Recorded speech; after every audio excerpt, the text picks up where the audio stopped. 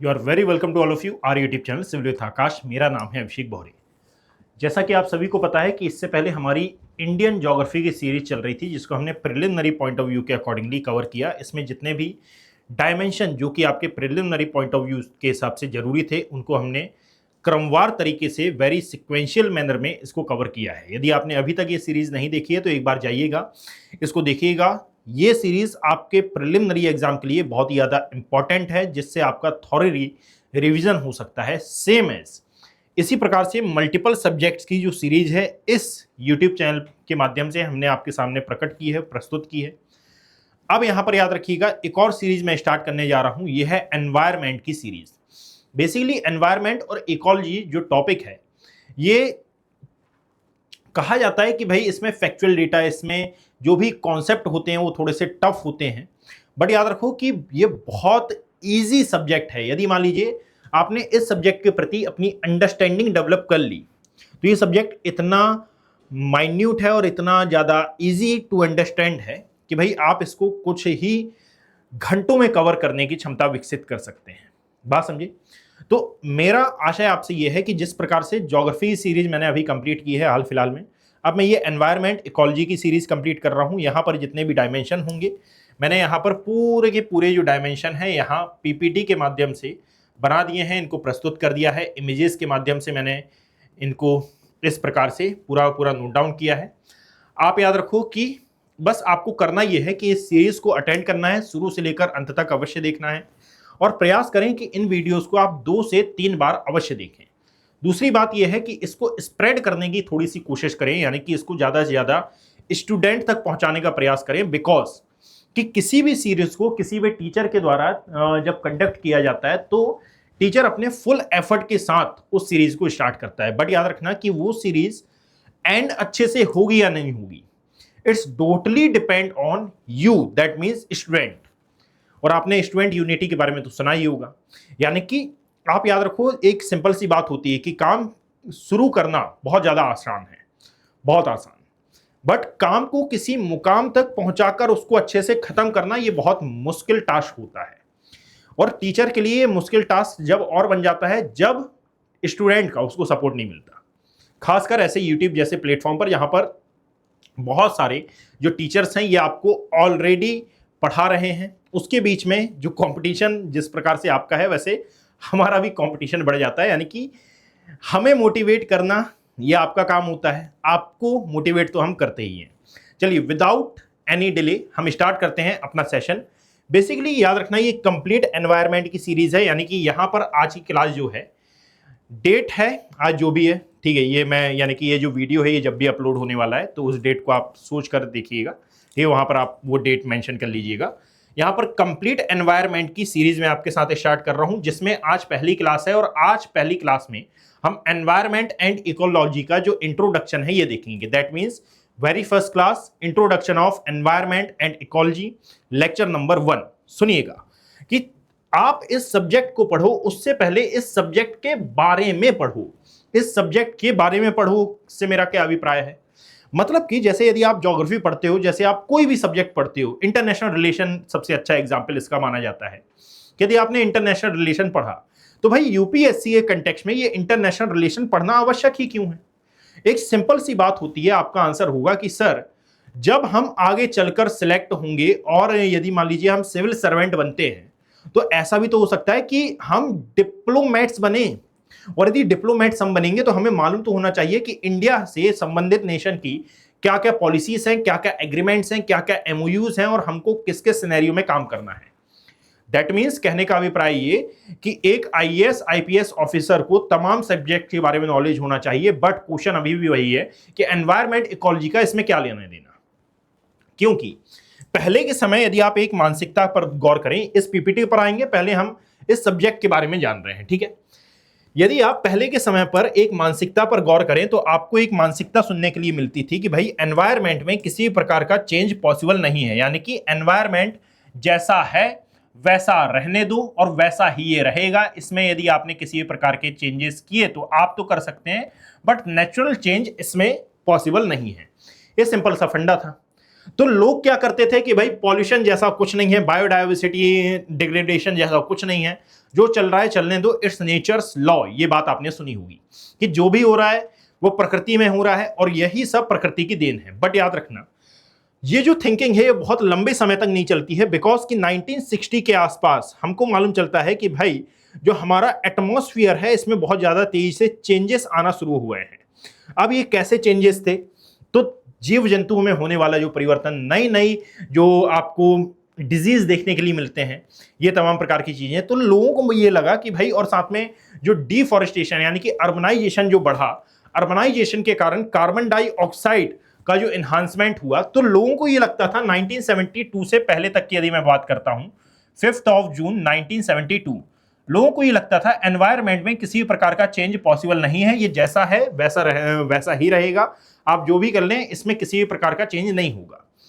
5 जून 1972 को सभी लोग इकट्ठे होते हैं, मतलब कि एक यूनिवर्सल मीटिंग होती है। इसको मैं यूनिवर्सल मीटिंग इसलिए बोल रहा हूं बिकॉज कि ये एक प्रकार, इसको कहा जाता है स्टॉकहोम सम्मेलन। यहां पर शायद ही ऐसा कोई देश था जिसने इसमें पार्टिसिपेट नहीं किया। विश्व के तमाम प्रकार के जो लीडर्स हैं ये यहां पर आते हैं और बोलते हैं कि भाई एक प्रॉब्लम खड़ी हो गई है और ये प्रॉब्लम है एनवायरमेंट इकोलॉजी डिग्रेडेशन की।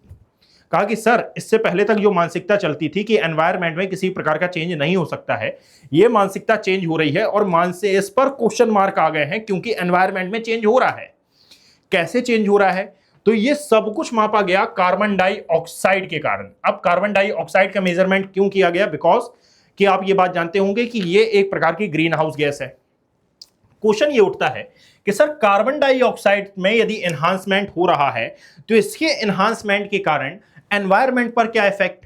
तो अभी तक यदि बेसिकली देखा जाए कि ग्लोबल वार्मिंग और क्लाइमेट चेंज ये इतने इंटेंसिफाई होकर सामने नहीं आए थे, बट लोगों को ये मालूम चल गया था कि भाई कार्बन डाइऑक्साइड का एनहांसमेंट हो रहा है। पहली बात, क्यों हो रहा है? तो ये मेनली क्या है? डिफॉरेस्टेशन के कारण, और साथ में जो बायोडाइवर्सिटी का डिग्रेडेशन हो रहा है, इसके लिए भी जो एंथ्रोपोजेनिक रीजंस हैं ये उत्तरदायी हैं। तो यहां पर ये कहा गया, यानी कि 5 जून 1972 को स्टॉकहोम कॉन्फ्रेंस में, कि हमको एक्चुअली में इस एनवायरनमेंट सब्जेक्ट पर काम करना चाहिए, इस पर डिस्कशन करना चाहिए और अपने अपने लेवल पर, यानी कि हर देश अपने अपने लेवल पर इसके लिए लॉ एंड रेगुलेशंस बनाए, because this topic is very very very important for all the homo sapiens as well as जो फौना फ्लोरा है, इनके लिए भी। कहा कि ठीक है, बातचीत करते हैं, बट ये बातचीत होगी कैसे? क्योंकि एनवायरनमेंट के बारे में तो किसी ने सुना नहीं है।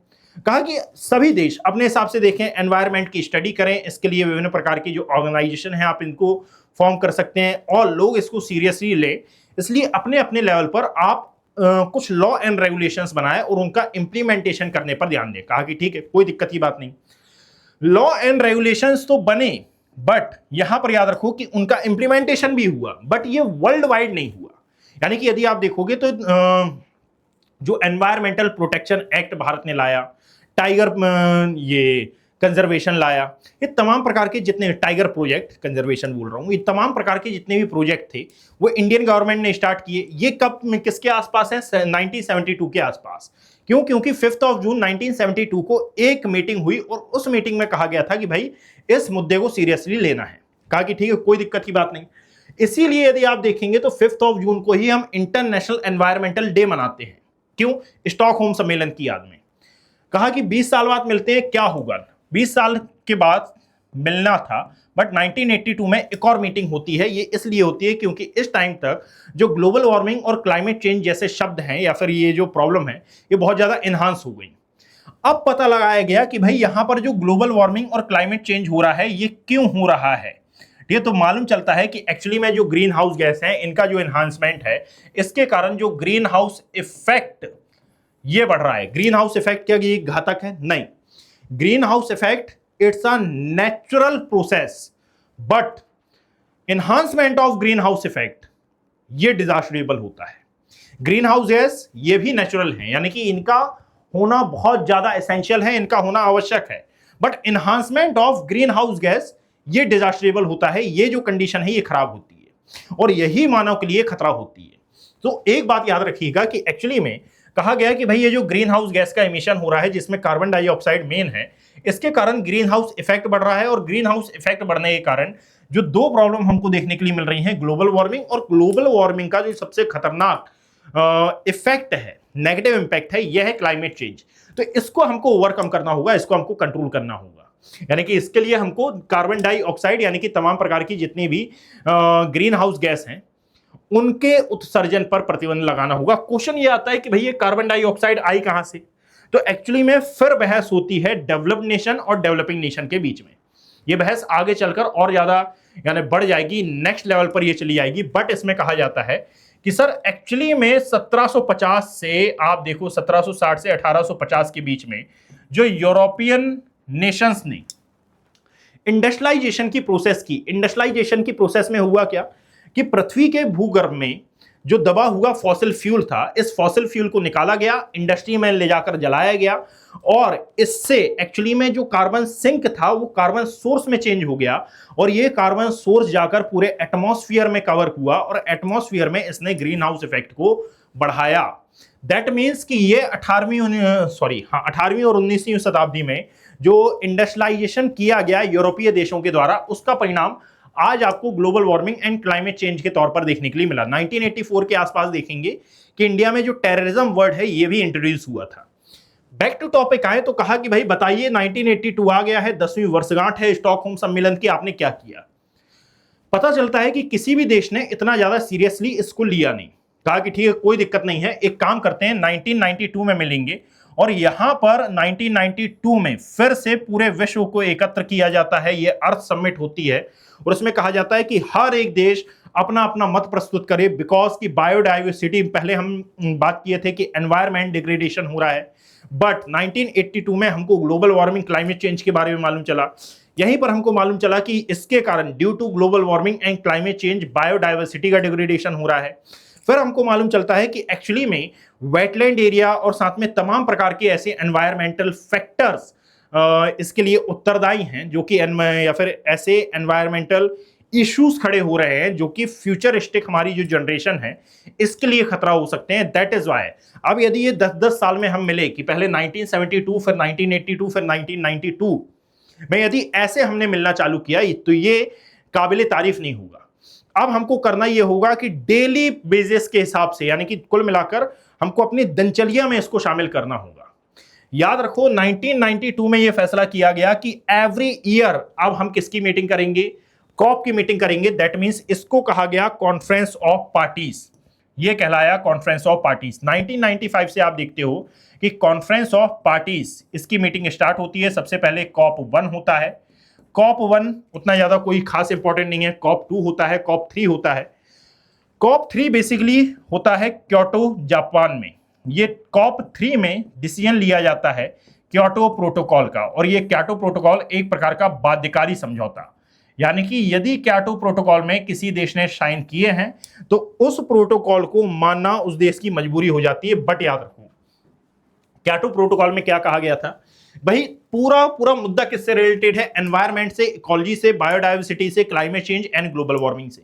तो कुल मिलाकर इसको सुधारना है, और यदि इसको सुधारना है तो एक काम करते हैं, हम इस क्योटो प्रोटोकॉल के तहत ये ऐलान करते हैं कि हमने पूरे वर्ल्ड को 2 पार्ट्स में बाइफरकेट किया है बाय द नेम ऑफ, एक आता है क्या? एनेक्स 1 कंट्री, ये है हमारा annex 1 country, and the second one is annex 2 country. जो एनेक्स 1 कंट्रीज हैं ये एक्चुअली में डेवलप्ड कंट्रीज हैं, और जो इसमें एनेक्स 3 भी था बट मैंने अभी उसको शामिल नहीं कर रहा हूं, आगे हम इसके बारे में डिस्कस कर लेंगे। एनेक्स 2 में डेवलपिंग कंट्रीज को शामिल किया गया। यदि उस टाइम 1972 के आसपास हम बात करें तो पूरे वर्ल्ड में जो डेवलप कंट्रीज थी इनकी संख्या 16 थी, और इन 16 कंट्रीज को इसमें शामिल किया गया था, like US, Canada, France, Mexico, ये तमाम प्रकार की। डेवलपिंग कंट्री में बाकी जितनी भी बच गई उनको डेवलपिंग में शामिल किया गया, और बोला गया कि भाई क्योटो प्रोटोकॉल रिलीज होगा। क्योटो प्रोटोकॉल में यह कहा गया था कि 1990 में जितना कार्बन इमिशन था, 1990 में CO2 इमिशन जितना भी था, वर्ष 2008 तक आते आते आप इसको 5.2% तक कम करेंगे, ताकि अर्थ का जो टेम्परेचर है इसको नियंत्रित किया जा सके। कहा कि ठीक है कोई दिक्कत की बात नहीं। अब यहां पर आओ, मैं ये क्या बता रहा हूं? मैं ये बता रहा हूं कि as a subject environment ecology कहां से आया। 1971 में क्यों डिस्कस हुआ था? क्योंकि एनवायरमेंट डिग्रेडेड हो रहा था, हमारे सामने एज अ सब्जेक्ट कैसे इंट्रोड्यूस हुआ और यूपीएससी में ये कैसे आया, तो इन सिंपल वर्ड्स आप मेरी बात समझिएगा कि क्योटो प्रोटोकॉल है। क्योटो प्रोटोकॉल में पूरे वर्ल्ड को दो पार्ट में हमने डिवाइड किया है, एनेक्स 1 एंड देन एनेक्स 2। इसमें डेवलप्ड कंट्री है, इसमें डेवलपिंग कंट्री है।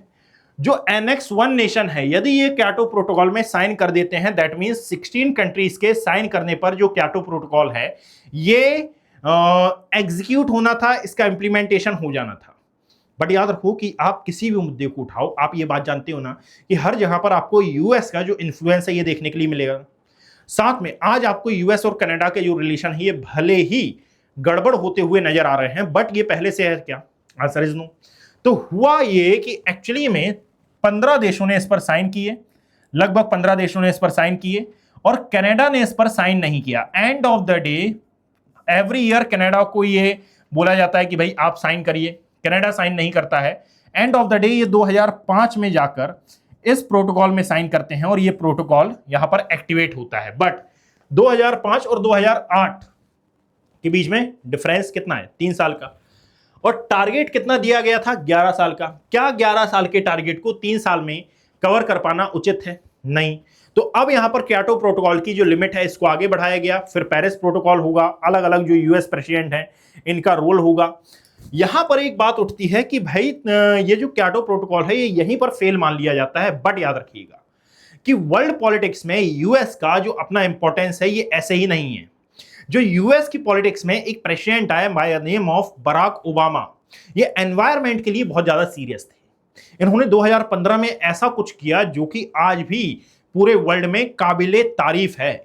और इन्होंने 2015 में global warming and climate change की इंपॉर्टेंस और साथ में इसकी सीरियसनेस को देखते हुए एक्चुअली में एक प्रोटोकॉल किया, पेरिस प्रोटोकॉल।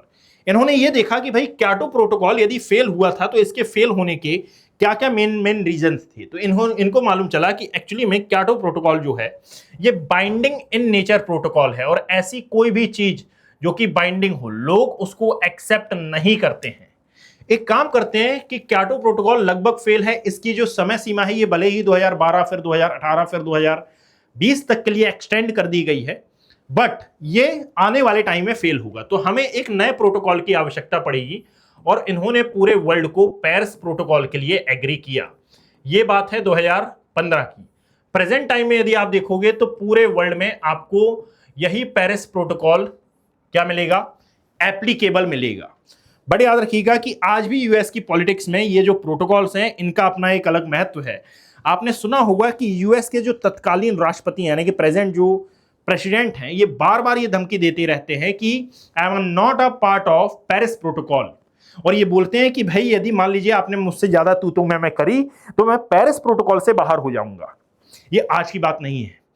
लगभग जब से एनवायरमेंट इकोलॉजी सब्जेक्ट पर बातचीत होना चालू हुई है, आप देखोगे कि बहुत से यूएस प्रेसिडेंट ऐसे हुए जैसे कि लाइक जो एक प्रेसिडेंट थे bye the name of George Bush, ये एनवायरमेंट के प्रति सजग तो थे बट उतने ज्यादा ये सजग नहीं थे।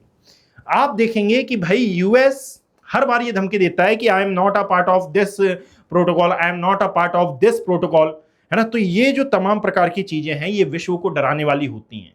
यदि 1990 में जो यूएस है ये बोलता है कि भाई मैं एनवायरमेंट के किसी भी मुद्दे में साथ नहीं दूंगा और एनवायरमेंट के किसी भी मुद्दे में मैं पक्षधर नहीं हूं उसका, तो ये पूरे वर्ल्ड के लिए एक प्रॉब्लमेटिक सिचुएशन क्रिएट कर सकता था। बट याद रखिएगा आज के टाइम में यूएस का ये बोलना किसी प्रकार की प्रॉब्लमेटिक सिचुएशन उतनी क्रिएट नहीं करता है। इसका मेन रीजन ये है कि 1990 में आप वर्ल्ड की कंडीशन देखो। 1990 में यदि आप वर्ल्ड की कंडीशन देखोगे तो आपको मालूम चलेगा कि भाई असल में यूएस के समकक्ष कोई भी देश नहीं था। 1990 में ही यूएसएसआर का विखंडन होता है। 1990 में ही आप यूरोप की यदि कंडीशन देखेंगे तो थोड़ी सी अनस्टेबल टाइप की दिखाई देगी। इसी समय यदि आप इंडिया को देखें तो हमारे यहाँ 1991 में हम ओपन इकोनॉमी बनते हैं, लिबरलाइजेशन, प्राइवेटाइजेशन और ग्लोबलाइजेशन को हमने अपने यहाँ इंट्रोड्यूस किया था। मतलब कि इंडिया की कंडीशन भी उतनी अच्छी नहीं थी, चाइना अपने आप को गेन कर रहा था। आज यदि आप कंडीशन देखेंगे तो आज यूएस को या फिर रिप्लेस करने की क्षमता कई लोग विकसित कर रहे हैं और बहुत आगे तक निकल चुके हैं। रशिया है, फ्रांस है, चाइना है, इंडिया उसके कुछ नक्शे कदम पर है, पर इंडिया अभी बहुत ज्यादा पीछे है। तो याद रखना आज किसी भी एग्रीमेंट से यूएस का बाहर आना उतना क्षति नहीं पहुंचाएगा जितना इन कंपैरेटिवली ये 1990 और 1995 के आसपास पहुंचा सकता था। बैक टू टॉपिक यदि आए तो याद रखना है ये पेरिस प्रोटोकॉल वर्तमान में चर्चा में है, बट सब टॉपिक अभी भी वही है कि सब्जेक्ट कहां से आया। सब्जेक्ट आया 2011 में। क्यों? क्योंकि याद रखो कि 2011 में यूपीएससी ने इस टॉपिक से डायरेक्टली यूपीएससी ने इस टॉपिक से डायरेक्टली 11 से 13 क्वेश्चन किए। ठीक है, और जब ये 11 से 13 क्वेश्चन किए तो पूरा जो यूपीएससी एस्पिरेंट है, यूपीएससी समुदाय है, ये हिल गया कि भाई ये क्या है। लोगों को मालूम चला कि भाई एक्चुअली में यूपीएससी ने क्वेश्चन किया है, दैट मींस कि ये जो टॉपिक है, ये जो सब्जेक्ट है, ये इंपॉर्टेंट है। और आप देखोगे कि एक्चुअली में इसी समय लोगों ने इसको एज अ सब्जेक्ट सीरियस लेना चालू किया। यूपीएससी ने क्यों पूछा? बिकॉज कि यूपीएससी इंडिया की प्रोस्पेरियस जो एग्जाम है उसमें शामिल किया जाता है। टफेस्ट एग्जाम तो है ही, साथ में प्रोस्पेरिटी से भरा हुआ है। ये समृद्धता के बहुत सारे अर्थ होते हैं, याद रखिएगा। यहां पर समृद्धता वो पैसों वाली बात नहीं हो रही है, यानी कि कोई पर्सन यदि यूपीएससी की तैयारी कर रहा है उसके प्रति अपने आप मन में एक सकारात्मकता आ जाती है, एक पॉजिटिवनेस आ जाती है। मैं इस प्रोस्पेरिटी की बात कर रहा हूं।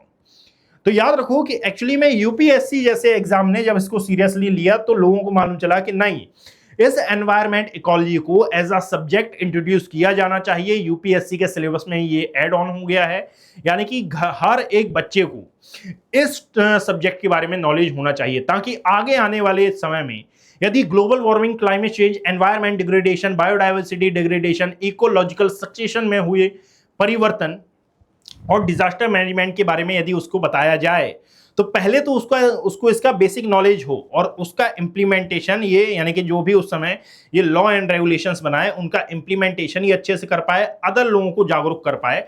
दैट इज वाई फिर इसको एज अ सब्जेक्ट जोड़ा गया, यूपीएससी के सिलेबस में जोड़ा गया, और आज आप इसको एज अ सब्जेक्ट पढ़ रहे हैं, एज अ सब्जेक्ट आप इसको डील कर रहे हैं। बात समझ में आई? यानी कि 1972 से लेकर 2005 और साथ में 2011 तक की ये जो यात्रा थी, इसने इस एनवायरमेंट इकोलॉजी सब्जेक्ट को हमारे सामने एज अ सब्जेक्ट प्रस्तुत किया। और सबसे इंपॉर्टेंट बात कि इसने फिर हमारे लिए बहुत सारे पॉजिटिव वर्क किए। अब मैं बैक टू टॉपिक आता हूं। यहां से आता है एनवायरमेंट इकोलॉजी सब्जेक्ट। तो फिर बात ये आती है कि सर एनवायरमेंट होता क्या है, क्योंकि हमने तो स्कूल में पढ़ा हुआ है कि भाई हमारे यानी पर्यावरण का अर्थ होता है परिधन आवरण, हमारे चारों ओर का वह आवरण जिससे हम घिरे हुए हैं, इसी को पर्यावरण कहा जाता है। नहीं, ये बच्चों वाली डेफिनेशन है, ये नहीं लिखना है। ये जो एनवायरमेंट इकोलॉजी है, याद रखना है, ये आपके प्री और मेंस दोनों के हिसाब से इंपॉर्टेंट है। आप किसी भी एग्जाम की प्रिपरेशन कर रहे हो, आप इस सब्जेक्ट में यानी इस पूरी सीरीज को एक बार देखना। मैं श्योरिटी देता हूं आपको कि आप यहां से कुछ एक्स्ट्रा लेकर जाएंगे। बात समझिए? यानी कि अभी तक आपने ये सब्जेक्ट पढ़ा हो या ना पढ़ा हो, बट ऐसे नहीं पढ़ा हुआ, ये मैं गारंटी देता हूं। चलिए आगे आते हैं। तो यहां पर याद रखिएगा कि सबसे पहले यहां पर आता है कि व्हाट इज एनवायरनमेंट। तो हमारे आसपास जो है वो तो एनवायरनमेंट का पार्ट है ही, बट क्या ये जो डेफिनेशन है ये यदि आपने कहीं पर लिख दी तो क्या जो एग्जामिनर है ये आपको नंबर देगा? नहीं। एक्चुअली में याद रखिएगा कि इसकी एक एप्रोप्रिएट डेफिनेशन ये निकल के आती है एनवायरमेंटल प्रोटेक्शन एक्ट 1986 थे। यानी कि environment is the complete surrounding in which a living organism lives and is affect. In simple words यहां पर याद रखो कि हमारे चारों ओर का वह आवरण जिसमें लिविंग और नॉन लिविंग ऑर्गेनिज्म के बीच में जो इंटरेक्शन होता है उसको आप नाम देते हैं क्या? एनवायरमेंट का। क्या बोला मैंने?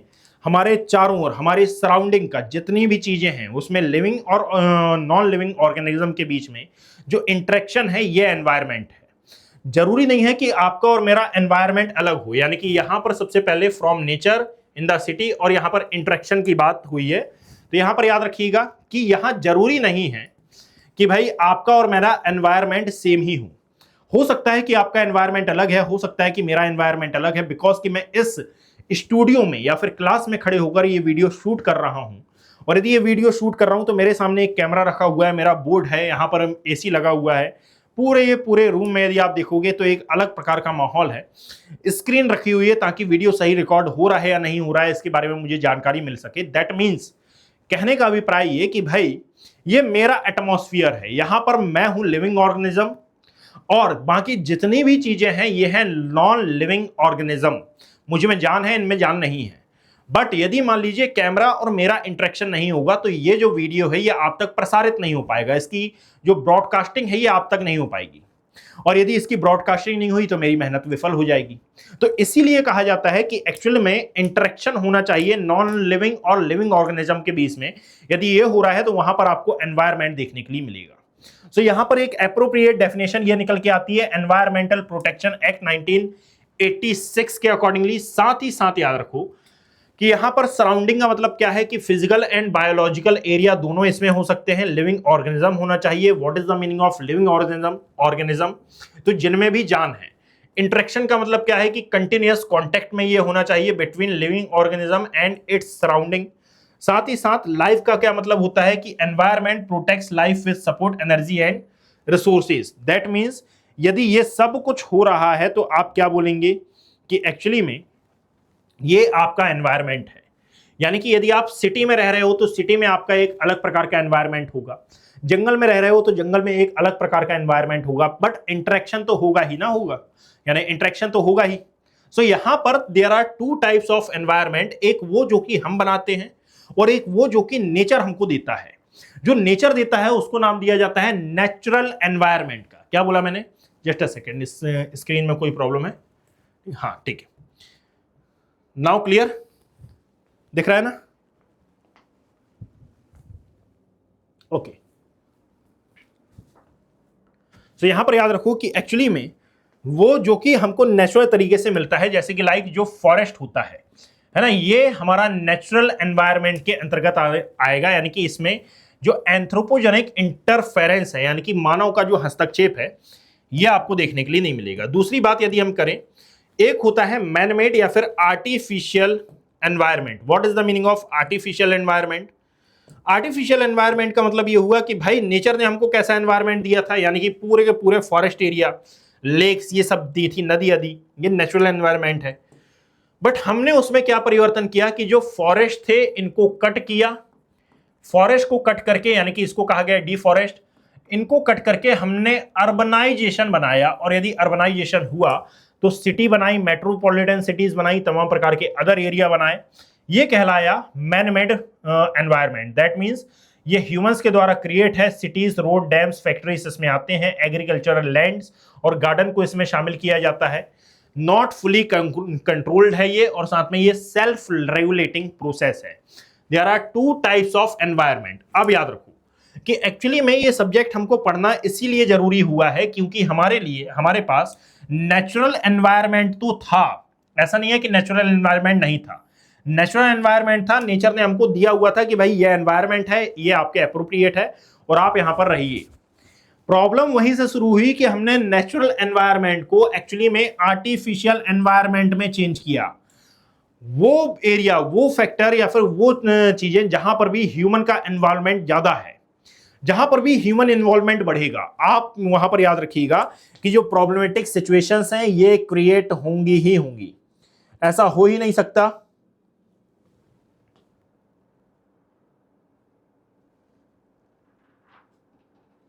ठीक, ऐसा हो ही नहीं सकता है कि एक्चुअली में ह्यूमन कहीं पर अपना इन्वॉल्वमेंट दिखाए, ह्यूमन कहीं पर पार्टिसिपेशन दिखाए और वो नेचर को नुकसान ना करे।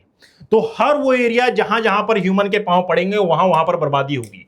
शुरू यहीं से होता है कि एक्चुअली में नेचुरल एनवायरनमेंट को ह्यूमन ने आर्टिफिशियल एनवायरनमेंट में चेंज किया। मतलब कि फॉरेस्ट एरिया को कट करके डिफॉरेस्ट किया, वहां पर अर्बनाइजेशन किया। तो यहां से जो फॉरेस्ट कट हुए थे वहां पर कार्बनाइजेशन की प्रोसेस के द्वारा एटमॉस्फेयर में ग्रीन हाउस गैस इमिट हुई। इन्होंने ग्रीन हाउस इफेक्ट को बढ़ाया और due to enhancement of green house effect आप देखोगे कि ग्लोबल वार्मिंग कॉज होती है। इसीलिए कहा जाता है कि नेचुरल एनवायरनमेंट जैसे जैसे आर्टिफिशियल एनवायरनमेंट में चेंज हो रहा है वैसे वैसे जो तमाम प्रकार की, यानी कि एनवायरमेंटल डिग्रेडेशन, बायोडाइवर्सिटी डिग्रेडेशन और साथ में इकोलॉजिकल डिग्रेडेशन, सक्सेशन फेलियर और जो ग्लोबल वार्मिंग, क्लाइमेट चेंज जैसी प्रॉब्लम्स हैं ये आपको देखने के लिए मिल रही हैं। There are two component of the environment. यदि आप देखोगे तो मैंने अभी बताया कि लिविंग ऑर्गेनिज्म को कहा जाता है बायोटिक, नॉन लिविंग ऑर्गेनिज्म को नाम दिया जाता है एबायोटिक कंपोनेंट। इनके एग्जांपल जैसे कि यदि बायोटिक कंपोनेंट की बात करेंगे तो हम तो हैं ही, ह्यूमंस तो हैं ही, बट इसमें मेजरली शामिल किया जाता है लिविंग ऑर्गेनिज्म में प्लांट, एनिमल और माइक्रोब्स को।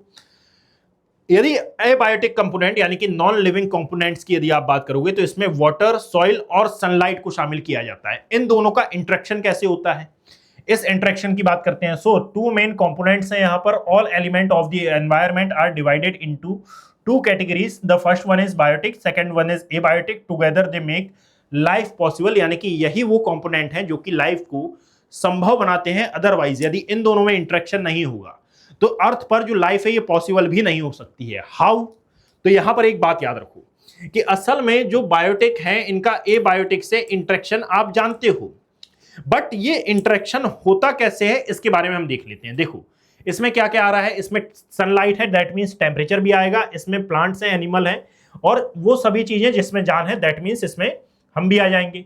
अब एक बात को समझना चालू करना कि यदि मैं टेम्परेचर की बात करता हूं कि भाई सबसे पहले टेम्परेचर को उठाते हैं और इसका हमसे क्या रिलेशन है इसके बारे में देखते हैं। देखो सनलाइट है जब भी टेम्परेचर है जब भी हम है। कैसे? सुनिएगा। यदि टेम्परेचर है तो टेम्परेचर होने पर जो वेपराइजेशन की प्रोसेस है ये कंप्लीट हो रही है। वेपराइजेशन होने पर एक्चुअली में आप देखोगे कि ये जो वाटर वेपर है ये अपवर्ड मूव कर रही है। अपवर्ड मूव करने पर टेरेस्ट्रियल रेडिएशन के कारण इसमें कंडेंसेशन हो रहा है। कंडेंसेशन, ड्यू टू कंडेंसेशन आप देखोगे क्लाउड फॉर्मेशन हो रहा है। ड्यू टू क्लाउड फॉर्मेशन थोड़ी देर बाद आप देखेंगे कि यहां पर रेनफॉल कॉज हो रहा है। अब यदि यहां पर रेनफॉल हो रहा है तो भाई यहां पर रिवर्स होंगी तो ये रिवर्स बहुत ही ज्यादा एसेंशियल होती हैं। ये एलुवियल सॉइल लेकर आएंगी अपने सेडिमेंट के फॉर्म में। और यदि एलुवियल सॉइल है तो this soil is very very very important for and very fertile for agriculture production. तो एग्रीकल्चर अच्छा होगा। एग्रीकल्चर यदि यहां पर अच्छा हो रहा है तो वो एरिया जहां पर नदी है, वो एरिया जहां पर फ्रेश वाटर की प्रेजेंस है और वो एरिया जहां पर एग्रीकल्चर हो रहा है वहां पर ह्यूमन सेटलमेंट तो होगा, कल्टीवेशन होगा, एनिमल हस्बेंड्री होगी, सब कुछ हो रहा है। तो भाई वहां पर एक कल्चर, एक समुदाय, एक पूरी कम्युनिटी क्यों नहीं देखने के लिए मिलेगी।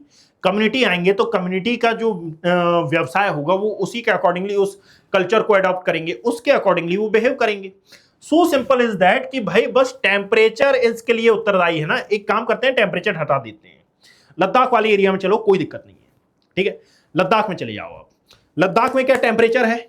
टेम्परेचर नहीं है तो क्या वहां पर जो लिक्विड वाटर है यानी कि पानी का जो लिक्विड फॉर्म है ये है? नहीं है। पानी का लिक्विड फॉर्म नहीं है तो क्या आप ये बोल सकते हैं कि वहां पर वाटर यानी वेपराइजेशन होगा? नहीं होगा। वेपराइजेशन नहीं होगा, विंड्स ब्लो नहीं होंगी, क्लाउड फॉर्मेशन नहीं होगा, क्लाउड फॉर्मेशन नहीं है, रेनफॉल नहीं है, रेनफॉल नहीं है, पानी लिक्विड फॉर्म में ही तो नहीं है। और इसके कारण क्या वहां पर एग्रीकल्चर हो रहा है? अब आप बोलोगे कि सर केसर का उत्पादन तो हो रहा है, वो जम्मू कश्मीर में हो रहा है, वो लद्दाख में नहीं हो रहा, ठीक है। तो लद्दाख में यदि आप जाओगे कुछ नहीं है, दैट इज वाई उसको कहा जाता है कोल्ड डेजर्ट। क्या वहां पर होमोसेपियंस यानी क्या वहां पर ह्यूमन सेटलमेंट इतना ज्यादा होता है? Answer is no. That means everything is connected with living and non everything is interaction between living and non living organism, biotic and abiotic component. Temperature का ही तो प्रभाव है कि ना कई बार आप देखते हैं कि भाई एक विशेष तौर पर लड़ाई छिड़ती है कि सर भारत में जो विवाह की आयु है ये एक्चुअली में 21 वर्ष होना सही है या गलत, पुरुषों के कंटेक्स्ट में, महिलाओं के कंटेक्स्ट में, या 18 वर्ष होना सही है या गलत। आप जरा देखेंगे कि भाई भारत में ना एक्चुअली भारत उष्णकटिबंधीय जलवायु वाला क्षेत्र है। याद रखिएगा जो भी एरिया गर्म होगा, जहां पर भी उष्णकटिबंधीय जलवायु होगी, यहां पर जो मैच्योरिटी की एज है, जो प्यूबर्टी की एज है, ये जल्दी आती है। बात समझे? इसी का तो प्रभाव है, टेम्परेचर का ही प्रभाव है कि हमारे यहां ऐसे जीव पाए जाते हैं जिनको हम सरीसृप बोलते हैं, यानी कि हाइबरनेशन एंड ये जो एस्टिवेशन की ये प्रोसेस अपनाते हैं। बात समझे? ये टेम्परेचर का ही इफेक्ट है। दैट मींस कि आप किसी भी टॉपिक को उठाएं वहां पर बायोटिक और एबायोटिक कंपोनेंट का जो इंटरेक्शन है ये आपको देखने के लिए मिलेगा ही मिलेगा। यानी कि इसमें क्या क्या शामिल है, इसमें क्या क्या शामिल है ये लिखा हुआ है। और यदि इतना समझ में आया है तो अब देखिएगा, अब बात आती है इकोलॉजी की। यानी कि सर हमने ये जान लिया है कि एक्चुअली में एनवायरनमेंट और एनवायरनमेंट क्या होता है। एनवायरनमेंट की बात ये आ रही है कि एनवायरनमेंट के बाद हमारा जो मुद्दा है ये उठ रहा है कि what is the meaning of ecology. Ecology तो ecology is a scientific study of the relation between organism and their environment. यानी कि ये जो living organism, non living organism है, इनका एनवायरनमेंट के साथ किस प्रकार का रिलेशन है, ये एर्नेस्ट हैकेल के द्वारा दी गई परिभाषा है 1866 में। ये एप्लीकेबल है हर जगह पर। इसमें भी तीन चीजें आ रही हैं, ऑर्गेनिज्म, इंटरेक्शन और साथ में एनवायरनमेंट, यानी कि ऑर्गेनिज्म का एनवायरनमेंट के साथ जो इंटरेक्शन है ये। सो इसको भी याद रखिएगा, study from a single organism to an entire population. ठीक है, तो ये ऑर्गेनिज्म होते हैं। What is the meaning of organism यहां पर बताया गया है। इंटरेक्शन क्या है, तो relationship between organism and organism. क्या मतलब है इसका, ऑर्गेनिज्म का ऑर्गेनिज्म के साथ रिलेशन, और ऑर्गेनिज्म का एक्चुअली में ऑर्गेनिज्म एनवायरनमेंट के साथ रिलेशन। बात समझिए, यानी कि मेरा आपके साथ रिलेशन और मेरा इस क्लास के साथ रिलेशन। तो ये क्लास हो गया मेरा एनवायरनमेंट, मैं हो गया होमोसेपियन, होमोसेपियन का होमोसेपियन के साथ रिलेशन। सो ऑर्गेनिज्म का ऑर्गेनिज्म के साथ रिलेशन और मेरा इस क्लास के साथ रिलेशन, इंटरेक्शन। तो ये हो गया ऑर्गेनिज्म का एनवायरनमेंट के साथ रिलेशन। एनवायरनमेंट क्या है, combined influence of both biotic and abiotic component. ये सिंपल सी बात है। यानी कि क्या क्या हमने देखा, सबसे पहले हमने देखा कि भाई एनवायरनमेंट क्या है, एनवायरनमेंट में बायोटिक एबायोटिक कंपोनेंट क्या है, यानी कि इसके जो घटक हैं वो कौन से हैं, ये आपस में किस प्रकार से इंटरेक्ट करते हैं, ये किस प्रकार से संबंधित हैं, इसके बारे में देखा।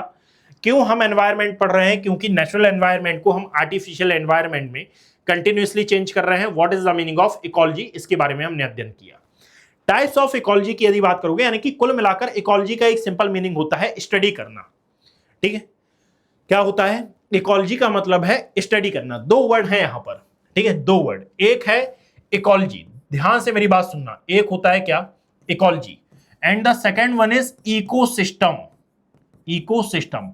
अब जरा याद रखो कि मैं इस क्लास में खड़ा हुआ हूं, इस क्लास में अभी प्रेजेंट टाइम में यदि आप देखो तो मुझे गर्मी लग रही है। ठीक है, यदि मैं बोलूं कि भाई मैं इस क्लास में हूं, ठीक है, मैं जिस एरिया में खड़ा हुआ हूं उस एरिया में पूरी जो वॉल है ये ग्रीनिश है, लाइट एब्जॉर्ब ना करें इसलिए इसके ऊपर व्हाइट कलर का कपड़ा लगाया हुआ है। ठीक है, यहाँ पर सामने एक कैमरा रखा हुआ है, एक सिस्टम रखा हुआ है, मैं यहाँ पर खड़ा हुआ हूँ और मैं आप लोगों को जो एनवायरनमेंट इकोलॉजी है ये पढ़ा रहा हूँ। दैट मीन्स मैं क्या बोलूंगा कि मैं चाणक्य IAS एकेडमी के स्टूडियो नंबर इतने में खड़े होकर इसकी इकोलॉजी कर रहा हूं। ये हुआ मेरा इकोसिस्टम, और ये इकोसिस्टम का मैं क्या कर रहा हूं, साइंटिफिक अप्रोच में अध्ययन। तो ये हुआ मेरा इकोलॉजी। दैट मीन्स मैं इस कमरे की इकोलॉजी कर रहा हूं। मान लेते हैं जस्ट फॉर एग्जांपल कि आपने कहा कि सर बताइए चंडीगढ़ का क्या हाल चाल है। मैं चंडीगढ़ का निकालूंगा टेम्परेचर, मैं निकालूंगा कि हवाओं की दिशा किस प्रकार है, मैं निकालूंगा इसका पूरा ब्रॉडकास्टिंग, और मैं आपको बताऊंगा कि भाई चंडीगढ़ ऐसा ऐसा है। ठीक है, चंडीगढ़ की रोड ऐसी है, कि चंडीगढ़ का इंफ्रा ऐसा है। तो यहां पर अब क्या होगा कि चंडीगढ़ हुआ मेरा इकोसिस्टम और चंडीगढ़ की मैं क्या कर रहा हूं, इकोलॉजी। यदि मान लीजिए मैंने दो इकोसिस्टम यहां पर ले लिया कि भाई मैं बेसिकली हूं दिल्ली का, और दिल्ली का जो इकोलॉजी है ये मैंने किया हुआ है, दिल्ली एक मेरा इकोसिस्टम हुआ, एक इकोसिस्टम हुआ मेरा चंडीगढ़, दोनों की इकोलॉजी मैंने की और इनको मैं कंपेयर करने लगा। तो ये क्या कहलाएगा कि भाई मैं दो इकोसिस्टम की इकोलॉजी का कंपैरिजन कर रहा हूं। बात समझिए, यानी कि ये कहलाती है स्टडी। अब यदि आप इसी बात को ध्यान में रखें तो याद रखना कि बेसिकली जो इकोलॉजी है ये दो प्रकार की आपको फिर देखने के लिए मिलेगी। द फर्स्ट वन इज, ये कहलाएगी ऑटोकोलॉजी, यानी कि सेल्फ इकोलॉजी। ये ऑटोकोलॉजी क्या होती है, ऑटोकोलॉजी का मतलब होता है कि भाई आपने एक जीव को पकड़ा और इस एक जीव पर आपने स्टडी करना चालू किया। मान लीजिए इसका जो फिजियोग्राफिक डिवीजन है इसके बारे में आपने पढ़ा, इसकी जो साइकोलॉजी है इसके बारे में आपने पढ़ा, ये कहां पर मिलता है, इसका बिहेवियर कैसा है, इसके बारे में अध्ययन किया। दैट मीन्स कि जब आप एक सिंगल स्पीसीज का अध्ययन करते हैं, सिंगल स्पीसीज और सिंगल ऑर्गेनिज्म का जब आप अध्ययन करोगे तो इसको कहा जाएगा ऑटोकोलॉजी, यानी कि सेल्फ इकोलॉजी।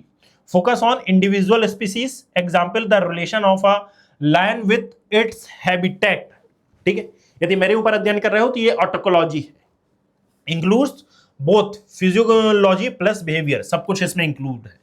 पर आपने कहा कि भाई अभिषेक बोहरे जो है ये पार्ट है चाणक्य IAS एकेडमी का, तो यहां पर अब क्या होगा, यहां पर अब मैं पूरे के पूरे ऑर्गेनाइजेशन का अध्ययन करूंगा। तो ये क्या है, ये सिनिकोलॉजी, यानी कि यदि लायन का आपने बिहेवियर के बारे में अध्ययन किया था तो अब लायन कम्युनिटी का आप अध्ययन करोगे। ठीक है, यानी कि a study of a whole community और group of organism with their environment. So focus on population and community यहां पर आता है। एग्जाम्पल इसका क्या है, the relationship among all organism in a forest, की फॉरेस्ट एरिया में जितने भी ऑर्गेनिज्म रह रहे हैं उनकी आपने स्टडी की, ऑल्सो कॉल्ड कम्युनिटी इकोलॉजी। बात समझिए। So there are two types of ecology, एक है ऑटिकोलॉजी और एक है सिनिकोलॉजी। ऑटिकोलॉजी ये एक सिंगल ऑर्गेनिज्म की स्टडी कहलाती है, और जब आप कम्युनिटी की स्टडी करते हो तो ये सिनिकोलॉजी कहलाती है। इसीलिए इसको कहा जाता है कम्युनिटी इकोलॉजी भी। Getting my point? So autecology और सिनिकोलॉजी, इसके बारे में याद रखिएगा। आफ्टर दैट आगे आएंगे। इसके बाद कहानी आती है इकोलॉजिकल सक्सेशन की। What is the meaning of ecology succession? तो इकोलॉजी आप टॉपिक ही क्यों पढ़ रहे हो? बिकॉज कि आप ये पता लगा सको कि भाई इकोलॉजिकल डिग्रेडेशन यदि हो रहा है, ये इकोसिस्टम का यदि डिग्रेडेशन हो रहा है, तो ये डिग्रेडेशन हो क्यों रहा है और इकोसिस्टम एक्चुअली में होता क्या है। तो पहले तो ये मालूम होना चाहिए कि भाई डिग्रेडेशन क्या है। डिग्रेडेशन जानने से पहले ये मालूम होना चाहिए कि अरे डिग्रेडेशन हो रहा है तो भाई ये सही कैसे हुआ था। यहां पर याद रखना, इसको कहा जाता है इकोलॉजिकल सक्सेशन, यानी कि gradual development of biological communities on a bare land is called ecological succession. What is the meaning of bare land? यानी कि वो एरिया जो कि बंजर था, बंजर भूमि पर कैसे बायोलॉजिकल कम्युनिटीज आई, यानी कि वो एरिया जहां पर आज आपको हरे भरे जंगल दिखाई दे रहे हैं, वो एरिया जहां पर आज आपको होमो सेपियंस सर्वाइव करते हुए दिखाई दे रहे हैं, क्या ये ऐसा पहले से था? इन सिंपल वर्ड्स आंसर है नो। और यदि ऐसा पहले नहीं था तो ये आया कहां से, ये आए कैसे? बात समझ में आई? तो यहां पर याद रखिएगा कि पहले बेयर लैंड में जो बायोलॉजिकल कम्युनिटीज आज आपको दिख रही हैं, ये कैसे आई, इसके बारे में जो अध्ययन किया जाता है, बेसिकली इसको नाम दिया जाता है क्या? Ecological succession. There are two types of ecological succession. First one is, इसमें आता है primary succession, and the second one is secondary succession. What is the meaning of primary succession? इसको सिंपल करता हूं मैं, बहुत ज्यादा सिंपल। तो आप ये बात नोटिस करिएगा कि एक्चुअली में यदि आप देखोगे तो हमारी अर्थ जो है, हमारी अर्थ, ये यदि आप देखें तो कितनी पुरानी है? 4.3 बिलियन ईयर। और यदि हमारी अर्थ 4.3 बिलियन ईयर पुरानी है तो इससे पहले क्या था? ये जलता हुआ आग का गोला, दैट मीन्स फायरवॉल थी। फायरवॉल से इसमें सॉलिडिफिकेशन हुआ, ये एरा था आर्कियन एरा। सॉलिडिफिकेशन होने पर आप ही मुझे बताइए कि क्या यहां पर किसी प्रकार की जो बायोलॉजिकल कम्युनिटी थी वो थी क्या? जब बायोलॉजिकल कम्युनिटी थी ही नहीं तो अब आप याद रखो कि क्या यहां पर लाइफ पॉसिबल थी? नहीं थी। सिंपल वर्ड्स है, लाइफ पॉसिबल नहीं थी, मतलब कि लाइफ आई होगी ना, तो क्या आज आपको जहां पर सदाबहार वन, जहां पर आज आपको स्टेबल जो मैच्योर फॉरेस्ट है ये दिखाई दे रहे हैं, कॉन्गो हो, सुंदरवन हो, चाहे अमेजोन रेन फॉरेस्ट हो, या अचानक से बड़े बड़े पेड़ उगाए क्या? नहीं। एक्चुअली में याद रखिएगा फायरबॉल से ये सॉलिडिफाई हुई, सॉलिडिफाई होकर जब इसमें पहले बनने वाली जो रॉक्स थी ये बनी होंगी लावा रॉक। लावा रॉक बहुत लंबे टाइम तक यहां पर रही होंगी, बट जो नेचुरल प्रोसेस होती है अर्थ में, दैट मींस कि यहां पर वेदरिंग हुई होगी, डेन्यूडेशन हुआ होगा। क्यों भाई? क्योंकि जब फायरबॉल थी और सॉलिडिफिकेशन हुआ तो मल्टीपल टाइप ऑफ गैसेस भी निकली होंगी, इनमें H2O भी होगी। H2O ने ऊपर की ओर बढ़कर यानी कि अपवर्ड मूवमेंट करके यहां क्लाउड फॉर्मेशन भी किया होगा। Due to cloud formation end of the day यहां पर रेनफॉल भी हुआ होगा। रेनफॉल के कारण आप देखेंगे कि यहां पर या तो ग्लेशियर बने होंगे, यदि स्नोफॉल कहीं एरिया में हुआ है, वो एरिया बहुत ज्यादा हाइट पर स्थित है, तो या तो वहां पर ग्लेशियर फॉर्म हुए होंगे और फिर ग्लेशियर के मेल्ट होने के कारण जो नदियां हैं ये फॉर्म हुई होंगी। नहीं तो सेकेंड थिंग ये होती है कि डायरेक्टली रेनफॉल होने से या फिर डायरेक्टली वर्षा होने से किसी एरिया में नदी का ओरिजिन हुआ होगा। अब यदि ये नदी का ओरिजिन हुआ है तो फिर अदर प्रकार के जो फैक्टर हैं ये देखने के लिए मिले होंगे, यानी कि जब नदी किसी एरिया से बही होगी तो इसने इरोजन तो किया होगा ना, वेदरिंग की तो की होगी, डेन्यूडेशन तो हुआ होगा और इसका डेपोजिशन भी कहीं हुआ होगा। तो एक्चुअली में ड्यू टू नेचुरल प्रोसेस, नदी का बहना, सूर्य का प्रकाश और साथ में जो विंड्स ब्लो हैं, इसके कारण ये जो एक्चुअल रॉक थी, इन एक्चुअल रॉक में इरोजन की प्रोसेस हुई, डेन्यूडेशन हुआ, ये वेदरिंग हुई और इसके कारण फॉर्म होने वाली जो रॉक थी इनको नाम दिया गया मेटामॉर्फिक रॉक का। किसका नाम दिया गया? मेटामॉर्फिक रॉक का। और ये जो मेटामॉर्फिक रॉक है ये किससे बनी थी? इरोजन से। ठीक है। अब ये जो इरोजन में सेडिमेंट निकला, इसको किसी एरिया पर जाकर जमा भी किया होगा, इसको कहा गया सेडिमेंट्री रॉक। और इन सभी रॉक से फॉर्म तो हुई होगी ना सॉइल। सो लावा रॉक से फॉर्म होने वाली जो सबसे पहली सॉइल थी वो कौन सी है? Black soil. इसमें किसी ना किसी प्रकार के जो कंपोनेंट है ये होंगे, मिनरल्स होंगे, ये तमाम प्रकार की चीजें होंगी। और इसके कारण सबसे पहले लाइफ यहां पर इंट्रोड्यूस हुई होगी, यानी कि दैट मींस कि सबसे पहले बनने वाली जो बेयर रॉक है, ये यहां पर सॉइल की बिल्कुल भी प्रेजेंट नहीं थी, यानी कि ये बिल्कुल रिसेंटली सॉलिडिफाई हुआ लावा रॉक है, रिसेंटली कूल्ड वॉल्केनिक रॉक है ये। Over the period of time जब इसमें थोड़ी बहुत बारिश हुई, जब इसमें डेन्यूडेशन हुआ, इरोजन हुआ, तो फिर यहां पर आप देखोगे कि जो लाइकेन और मॉशेस हैं ये यहां पर उगना चालू होती हैं। ये मॉश इस प्रकार की दिखती है, लाइकेन इस प्रकार की दिखती है, आपने देखी होगी। यानी कि यहां से लाइफ पहली बार इंट्रोड्यूस हुई किसी एरिया में। Over the period of time ये चेंज हुई होंगी, ये छोटी मोटी घास बनाई होंगी, स्मॉल स्मॉल ग्रासेस इसने बनाए होंगे, फर्न बनाए होंगे।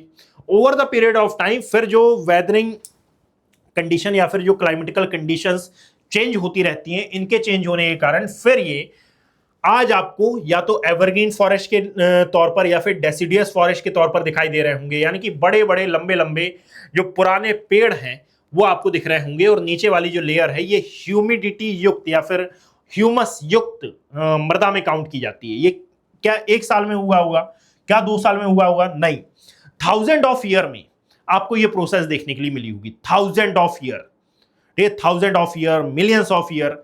यानी कि अमेजोन रेन फॉरेस्ट जहां पर आज आप देख रहे हो, जिस एरिया में आज आप कॉन्गो रेन फॉरेस्ट देख रहे हो, क्या वो आज तुरंत यानी कि 10, 12, 15, 20 साल, 100, 150 साल में बन गया? नहीं, मिलियंस ऑफ ईयर की ये यात्रा है, मिलियंस ऑफ ईयर। और इसीलिए यदि आपने सुना हो तो सहारा डेजर्ट में कभी जो रेन फॉरेस्ट है उसका आधा एरिया रेन फॉरेस्ट हुआ करता था। जहां पर अमेजोन रेन फॉरेस्ट आपको दिखाई दे रहा है, इसका सहारा डेजर्ट से बहुत गहरा रिलेशन है। जितना हम जानते हैं उतना बहुत कम है। ज्योग्राफी एनवायरनमेंट वो सब्जेक्ट हैं जिनके बारे में आप जितना पढ़ते जाओगे उतना आपको कम लगते जाएगा। ऐसे ऐसे तथ्य इसमें आते हैं, कभी टाइम रहा तो उसके बारे में मैं बात करूंगा। बट ज्योग्राफी और एनवायरनमेंट इकोलॉजी ये बहुत गहरे सब्जेक्ट हैं। सो यहां पर याद रखिएगा कि इस प्रकार से आज आपको ये जो दिख रहा है, यानी कि जहां पर भी, जैसे आज यदि अमेजोन रेन फॉरेस्ट आपको दिखाई दे रहे हैं, तो आज ये क्लाइमेक्स कम्युनिटी में काउंट किए जाएंगे कि Amazon rain forest is a climax community for primary succession. ठीक है, इसके पहले की जो कंडीशन होगी वो किस में काउंट की जाएगी? इंटरमीडिएट स्टेज में। और जहां से ये पूरा पूरा लाइफ पॉसिबल हुई होगी वो पायनियर स्टेज कहलाएगी। बात समझे? सो प्राइमरी सक्सेशन में याद रखना कि 3 स्टेजेस होती हैं। एक है पायनियर स्टेज, एक होती है इंटरमीडिएट, एक होती है क्लाइमेक्स कम्युनिटी। क्लाइमेक्स कम्युनिटी का मतलब होता है कि जो आज आपको वर्तमान में दिखाई दे रहा है।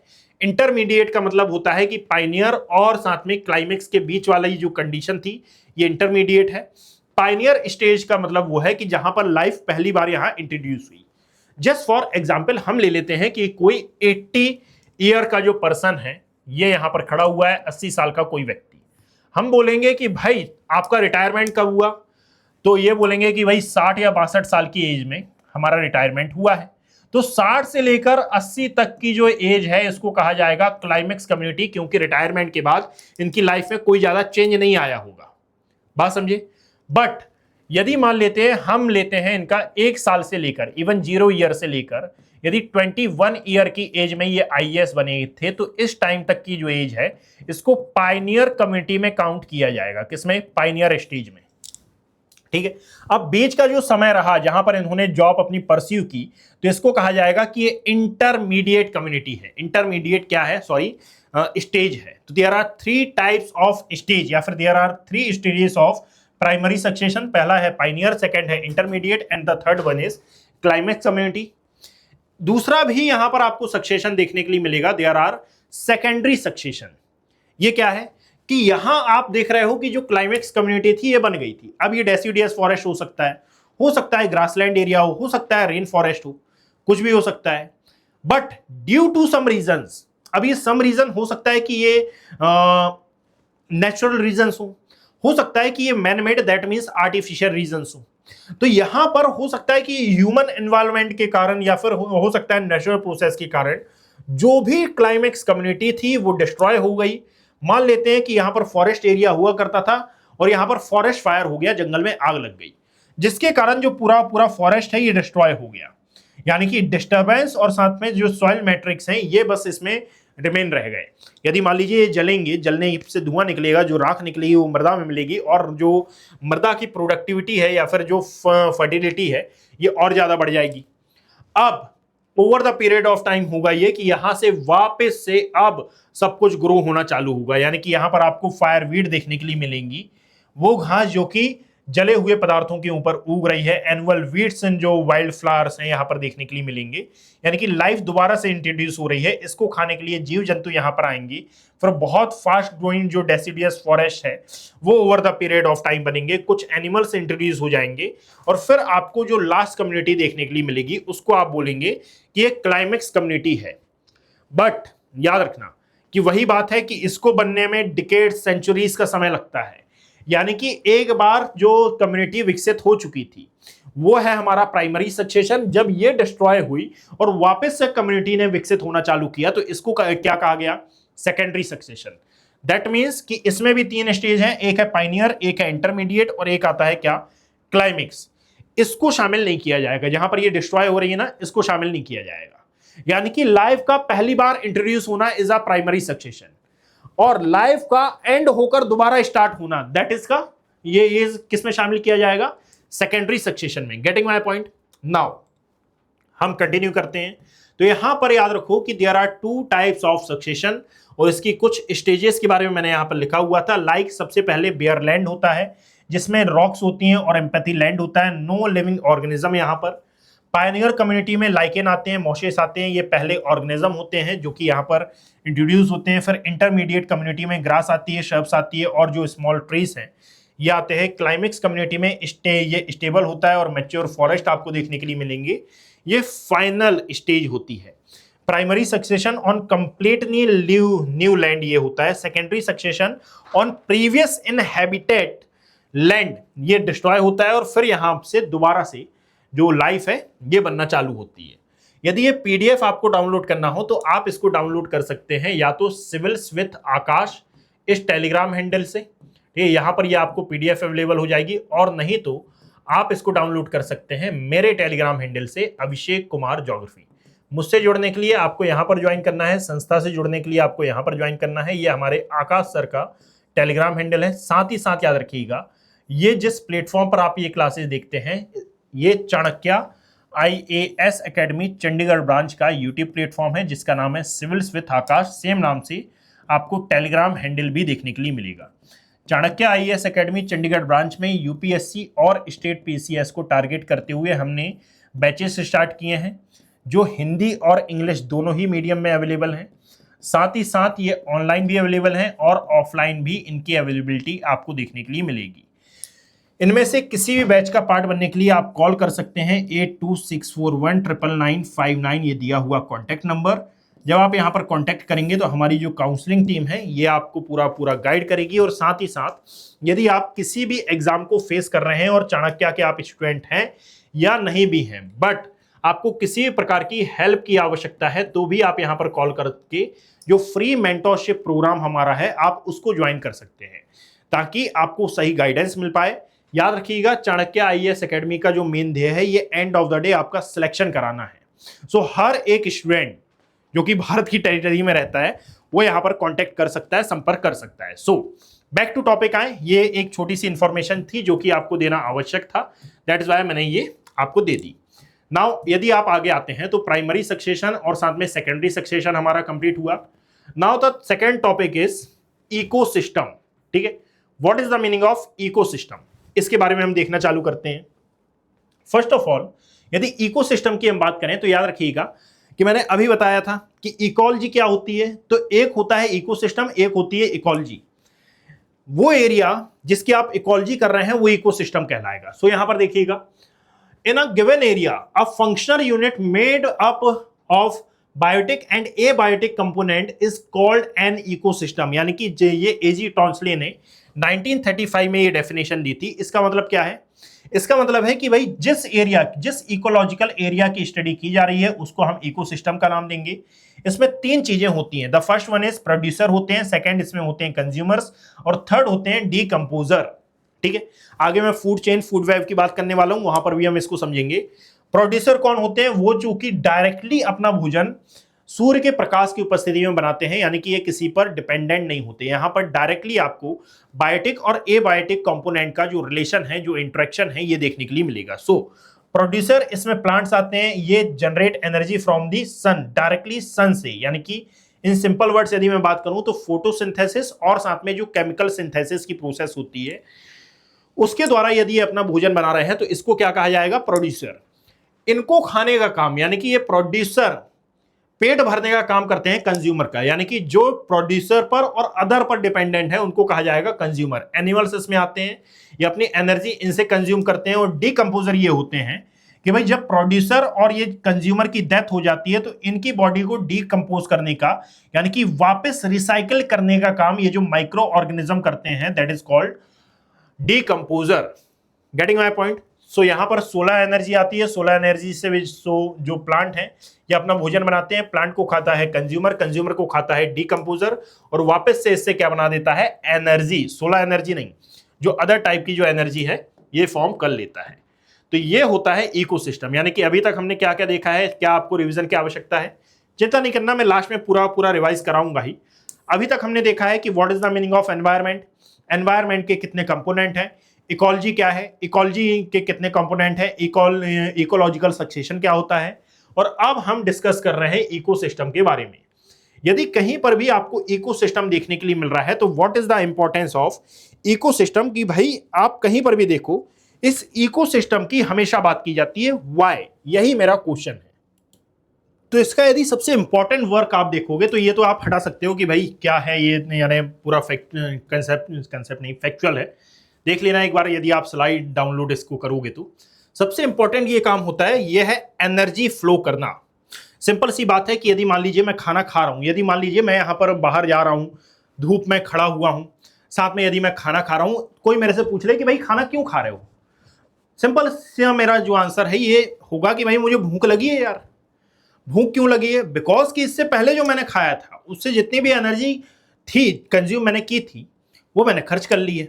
जब वो खर्च हो गई तो दोबारा से मुझे भूख लगाई, यानी कि मेरा खाने का टाइम हो गया, मेरे एनर्जी कंज्यूम करने का टाइम हो गया। मैं मशीन हूं ना, एक इंसान बोलता है कि मैं I am not a machine, but reality is कि ये मशीन ही है। ठीक है, बात समझे? यहां पर बस खाने पीने वाली एक मशीन है। तो यहां पर एक बात याद रखो कि एक्चुअली में इसका जो सबसे इंपॉर्टेंट वर्क है यह है एनर्जी फ्लो करना। और एनर्जी कैसे फ्लो होगी तो याद रखो इसके लिए कुछ चीजें हैं, यानी कि एनर्जी फ्लो इन इकोसिस्टम, यदि आप इसको पढ़ते हो तो ये इनडायरेक्ट भी है, डायरेक्ट भी है। इसके लिए होता यह है कि जो सनलाइट है, एक नियम इसमें फॉलो होता है, इसको नाम दिया जाता है 10% ऊर्जा का नियम, ठीक है, या फिर लॉ ऑफ 10% एनर्जी। ये जो लॉ है ये क्या बोलता है, असल में इस लॉ को नाम दिया जाता है लिंकडमान लॉ।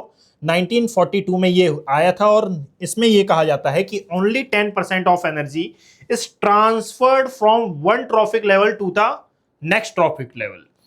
सिंपल वर्ड्स कि एक्चुअली में ये जो प्राइमरी कंज्यूमर है, सेकेंडरी कंज्यूमर है, प्रोड्यूसर हैं, ये क्या है ये मैंने नहीं बता पाया तो मैं पहले बता देता हूं कि यहां आओ पीछे स्लाइड में, यदि आपको लग रहा है कि मैंने नहीं बताया है कि ये है प्रोड्यूसर, ये है कंज्यूमर, ये है डीकंपोजर।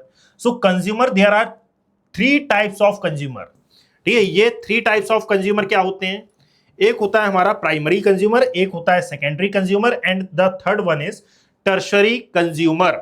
ठीक है, इसमें जैसे प्रोड्यूसर में कौन शामिल होगा? प्रोड्यूसर में शामिल होंगे यहां पर जो ट्रीज हैं और जो प्लांट हैं, यानी कि वो जो कि अपना भोजन डायरेक्टली फोटोसिंथेसिस और केमिकल सिंथेसिस से बनाते हैं, इनमें हाई एनर्जी होती है, ये प्रोड्यूसर में काउंट किए जाते हैं। Second one is primary consumer आते हैं और ये हार्निवोरस होते हैं। हार्निवोरस मतलब कि जनरली ये शाकाहारी होते हैं। सेकेंडरी कंज्यूमर में ये स्मॉल कॉर्निवोरस ऑर्गेनिजम्स को यहां पर शामिल किया जाता है। एंड टर्शरी कंज्यूमर में जो लास्ट एनर्जी, यानी कि ये फुल्ली कॉर्निवोरस एनिमल होते हैं। सो मांसाहारी शाकाहारी मिला जुला रूप, सर्वाहारी बोलते हैं इनको। यह है शाकाहारी और ये तो है ही उत्पादक। सो सनलाइट की प्रेजेंस में या फिर किसी भी प्रकार से केमिकल सिंथेसिस या फिर फोटोसिंथेसिस के माध्यम से यदि किसी भी प्लांट ने, किसी भी ट्री ने क्या किया है, अपना जो भोजन है ये बनाया है, तो 100% सनलाइट की प्रेजेंस में ये जो प्रोड्यूसर है ये बस 10% ही इस ऊर्जा का उपभोग या फिर इस ऊर्जा का उपयोग कर सकता है, ये बोलता है। जब प्रोड्यूसर को खाएगा प्राइमरी कंज्यूमर तो इसका 1% पहुंचेगा और सेकेंडरी कंज्यूमर में उसका 0.1% पहुंचेगा। इन सिंपल वर्ड्स इसको और इजी करते हैं। मान लेते हैं कि भाई यहां पर, हाँ, इस प्रकार से आप मानो कि ये है एनर्जी फ्लो का डायग्राम। ठीक है, एनर्जी फ्लो बोलो या फिर न्यूट्रिएंट साइकिल आप बोलो, देखो यहां पर ये है। अब यहां पर था एक प्लांट, ये फोटोसिंथेसिस या फिर केमिकल सिंथेसिस करता था। ये फोटोसिंथेसिस केमिकल सिंथेसिस से जो ऊर्जा इस टिड्डे में जा रही है, यानी कि मे फ्लाई में ये जा रही है, तो ये 10% जा रही है। ठीक है, मान लो 100 किलो अनाज इसने खाया है तो इसमें 10 किलो अनाज की ऊर्जा जाएगी, इससे और कम जाएगी, इसमें और कम जाएगी। ये 10% ऊर्जा का नियम है। दैट मीन्स आप जरा सुनना, ये 10% ऊर्जा का नियम बस यही है कि भाई लगभग जो 10% एनर्जी है ये ट्रांसफर हो रही है। ठीक है, ये वन वे है, वन वे। ये मल्टी लेयर भी है, मल्टी वे भी है, बाय वे भी है, बहुत सारे इसमें प्रकार होते हैं। सो यहां पर एक बात याद रखो कि एक्चुअली में यदि लिंगडमान साहब ये बोल रहे हैं कि भाई 10% ऊर्जा ट्रांसफर हो रही है, ये 10% भी नहीं होती यदि एक्चुअलिटी में देखा जाए। वाई?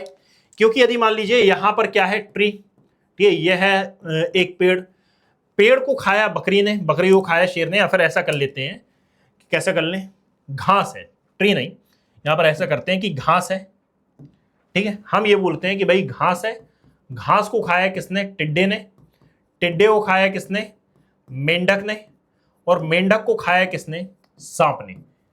अब यहां पर देखो कि हमने ये बोला कि भाई ये फोटोसिंथेसिस करता है, मान लेते हैं टिड्डा खा रहा है, इसके पास कितनी एनर्जी है, 100 जूल इसके पास एनर्जी है।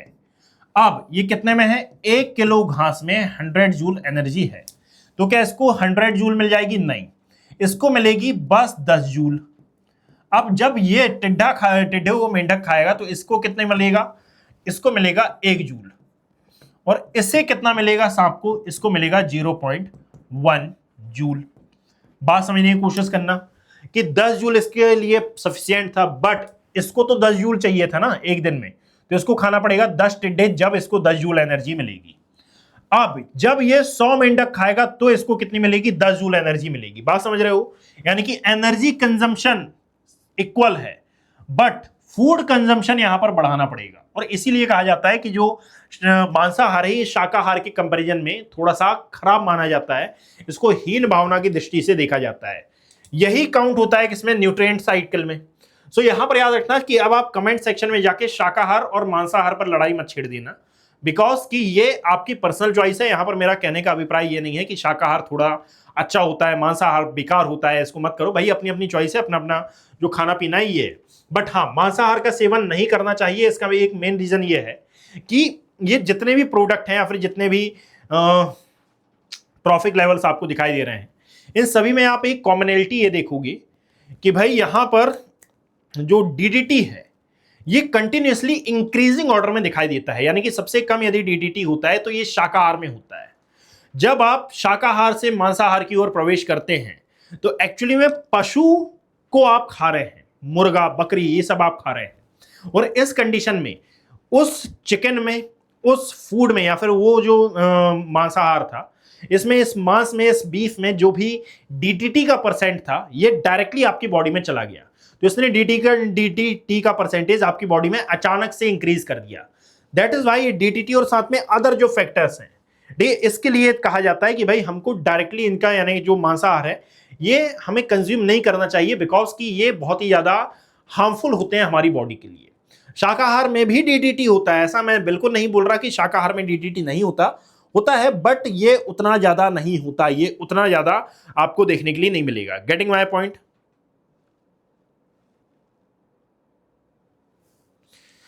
ठीक है, ये उतना ज्यादा हार्मफुल नहीं होता है, यानी कि बहुत लॉन्ग टर्म में इसका जो इफेक्ट है ये आपको देखने के लिए मिलेगा। Getting my point? So continue करते हैं हम। अब यहां पर देखिएगा कि यहां यानी इकोसिस्टम, आपको पता है इकोसिस्टम का जो मेन काम होता है यह है एनर्जी फ्लो, और एनर्जी फ्लो के लिए एक नियम है जिसको नाम दिया जाता है 10% लॉ, या फिर लिंगडमान लॉ। 1942 में लिंगडमान साहब ने इसको दिया था।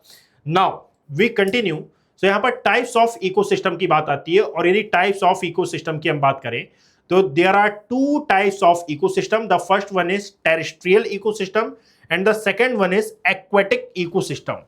सो ये है टेरेस्ट्रियल इकोसिस्टम, इसको कहा जाता है स्थलीय पारिस्थितिकी तंत्र, and the second one is aquatic ecosystem, जलीय पारिस्थितिकी तंत्र। यदि टेरेस्ट्रियल इकोसिस्टम की आप बात करोगे तो इसमें शामिल किया जाता है मेनली बायोम को। ध्यान से मेरी बात समझने की कोशिश करिएगा। ये टॉपिक कौन सा है? यह है बायोम। याद रखना, इसमें टोटल नंबर ऑफ 7, 8, 9 टाइप्स के आपको बायोम मिलेंगे, जैसे कि लाइक ट्रॉपिकल बायोम, ठीक है, यहाँ पर tropical evergreen biome, tropical deciduous forest biome, desert biome, Mediterranean biome, ये तमाम प्रकार के बायोम्स आपको दिखाई देते हैं। ठीक है, और भी कई प्रकार के बायोम हैं, जैसे temperate grassland area biome, temperate deciduous biome, ये एक है ट्रॉपिकल, एक है temperate deciduous, taiga biome, tundra biome, ये तमाम प्रकार के जो बायोम्स हैं, ये आपको यहाँ पर 8 प्रकार के बायोम देखने के लिए मिल रहे हैं। ये सभी बायोम आपके यूपीएससी पॉइंट ऑफ व्यू के हिसाब से as well as state PCS point of view के हिसाब से कोर इंपॉर्टेंट है, छोटे मोटे नहीं, कोर इंपॉर्टेंट है। ये बात समझिए, ये सब कुछ यानी कि हर एक बायोम में आप देखोगे कि climate, vegetation type, animal species biome, ये सब कुछ आपको डिफरेंट डिफरेंट देखने के लिए मिलेगा। कई बार इनके कंपैरिजन से क्वेश्चन आते हैं, कई बार स्पेसिफिकली एक बायोम से क्वेश्चन आ जाता है। तो इस बायोम के ऊपर और एक्वेटिक जो इकोसिस्टम है, इसके ऊपर मैं अलग से सेपरेट वीडियो बनाऊंगा। अभी हम इस जनरल इंट्रोडक्शन को आगे बढ़ाते हैं। एक एक लाइन में यदि हम देखें तो याद रखिएगा कि ये जो ट्रॉपिकल एवरग्रीन फॉरेस्ट बायोम है, ये हैवी रेनफॉल वाला एरिया है, डेंस फॉरेस्ट यहाँ पर होते हैं, एवरग्रीन ट्रीज यहाँ पर देखने के लिए मिलेंगे। सबसे अच्छा एग्जाम्पल इंडिया में वेस्टर्न घाट और वर्ल्ड में अमेजोन और कॉन्गो मिलेगा। ट्रॉपिकल डेसिडियस फॉरेस्ट की बात करें तो सीजनल लीफ आपको यहाँ पर गिरती हुई सीजनल लीफ शेडिंग आपको मिलेगी। मोस्ट कॉमन यानी कि फॉरेस्ट है ये इंडिया में, साल और जो टीक के वृक्ष होते हैं वो इसी की विशेषता होते हैं। डेजर्ट बायोम हमारे यहाँ जो थार डेजर्ट है वो, और वर्ल्ड में सबसे अच्छा जो एग्जाम्पल है ये है सहारा डेजर्ट। और भी मल्टीपल टाइप के जो डेजर्ट है वो है, बट यहाँ पर एक बात याद रखिएगा, ऐसा एरिया जहां पर 25 सेंटीमीटर से कम रेनफॉल होता है वहां पर ये डेजर्ट आपको देखने के लिए मिलेंगे। What is the type of desert? So यहाँ पर वार्म डेजर्ट की बात हो रही है। मेडिटेरेनियन बायोम यानी कि जो हॉट एंड ड्राई समर वाला जो एरिया होता है वहां पर आपको मेडिटेरेनियन बायोम देखने के लिए मिलेगा। यहाँ पर जो विंटर्स हैं ये बहुत ज्यादा ठंडे होते हैं, स्क्रब वेजिटेशंस होती हैं और छब्रल इसका प्रमुख एरिया माना जाता है। नाउ टेम्परेट ग्रासलैंड एरिया, आपने मल्टीपल एरिया ऐसे पढ़े होंगे जहां पर आपने शीतोष्णकटिबंधीय घास के मैदानों को देखा होगा। टेम्परेट ग्रासलैंड एरिया इनको नाम दिया जाता है। बहुत सारे यहाँ यानी बहुत कम यहाँ पर ट्रीज होते हैं, बट छोटी मोटी घास यहाँ पर देखने के लिए मिलेगी। मोस्ट ऑफ दी यहाँ पर जो एग्रीकल्चरल प्रोडक्शन है ये बहुत ज्यादा होता है। साथ ही साथ याद रखना मीट प्रोडक्शन भी यहाँ पर होता है, और यानी कि एग्रीकल्चर प्रोडक्शन के साथ साथ मीट प्रोडक्शन भी आप यहां पर देखोगे। टेम्परेट डेसिडियस फॉरेस्ट की यदि हम बात करें तो यहां पर आपको 4 सीजन देखने के लिए मिलेंगी। जो लीव्स हैं ये गिर जाती हैं डेसिडियस फॉरेस्ट यानी कि ट्रॉपिकल डेसिडियस फॉरेस्ट के जैसे। और कौन कौन से ट्रीज मिलेंगे, एरिया कौन कौन सा ये लिखा हुआ है। टैगा इसी को नाम दिया जाता है बोरियर वन बायोम या फिर बोरियल फॉरेस्ट। ये बहुत ठंडा एरिया होता है। यहाँ पर आपको कॉनिफोरस जो ट्रीज हैं ये देखने के लिए मिलते हैं। इनमें पाइन और स्प्राउस आते हैं। वुल्फ और बियर आपको देखने के लिए मिलेंगे। मेनली रशिया और कनाडा वाला ये एरिया माना जाता है। एक्सट्रीमली कोल्ड जो एरिया होता है इसको टुंड्रा कहा जाता है। परमाफ्रॉस्ट से ये कवर रहता है, इसलिए यहाँ की जो मेन वेजिटेशन है इसमें लाइकेन और मॉशेस को कवर किया जाता है। आर्कटिक फॉक्स और साथ में पोलर बियर यहाँ की मेन जो स्पीसीज हैं उसमें काउंट की जाती है। ठीक है, ये बायोम वाला चैप्टर है। खैर बायोम वाले को मैं अलग से मैं बता रहा हूँ कि ये 1.5-2 घंटे का, इवन 1 से 1.5 घंटे का जो तो वीडियो रहेगा ही रहेगा। इसमें सभी प्रकार के जो बायोम है इनको कवर कराया जाएगा और जो एक्वेटिक इकोसिस्टम है इसको कवर कराया जाएगा। There are 3 types of aquatic ecosystem. एक आता है फ्रेश वाटर इकोसिस्टम में याद रखो इसमें रिवर्स आती हैं, लेक्स आती हैं, पॉन्ड्स आती हैं। सैलिनिटी जिनकी भी लेस देन 0.5 पीपीटी रहे उसको फ्रेश वाटर में काउंट किया जाता है। यानी कि आप सैलिनिटी को किस में मापते हैं? पीपीटी में। आप इसका जो फुल फॉर्म है ये मुझे कमेंट सेक्शन में बताना। ये ब्रैकिश वाटर इकोसिस्टम में एस्चुरी और मैंग्रोव्स को शामिल किया जाता है। यहाँ पर मॉडरेट सैलिनिटी रहती है 0.5 से लेकर 3 पीपीटी तक। और मैरीन वाटर इकोसिस्टम में सीज और ओशंस को शामिल किया जाता है। ये हाई सैलिनिटी वाला एरिया रहता है। बात समझे? सो ये on the basis of salinity था। On the basis of flow यदि हम देखें तो इसमें एक आता है लुटिक और एक आता है लैंटिक। लुटिक का मतलब है ऐसा एरिया जहां पर फ्लोइंग वाटर देखने के लिए मिलेगा। दैट मीन्स रिवर्स आ जाती हैं, इसमें वाटरफॉल्स आ जाते हैं, स्ट्रीम्स आ जाती हैं। जो हाई ऑक्सीजन वाला एरिया है यानी कि जो डाइवर्स ऑर्गेनिज्म है ये आपको यहां पर देखने के लिए मिलता है। लेक्स की यदि आप बात करेंगे, लेक्स है, पॉन्ड्स है, जो मार्श है, ये तमाम प्रकार के यानी कि कुएं हो गया और साथ में तालाब हो गया, ये तमाम प्रकार के जितने भी एरिया हैं वो लैंटिक में काउंट किए जाते हैं।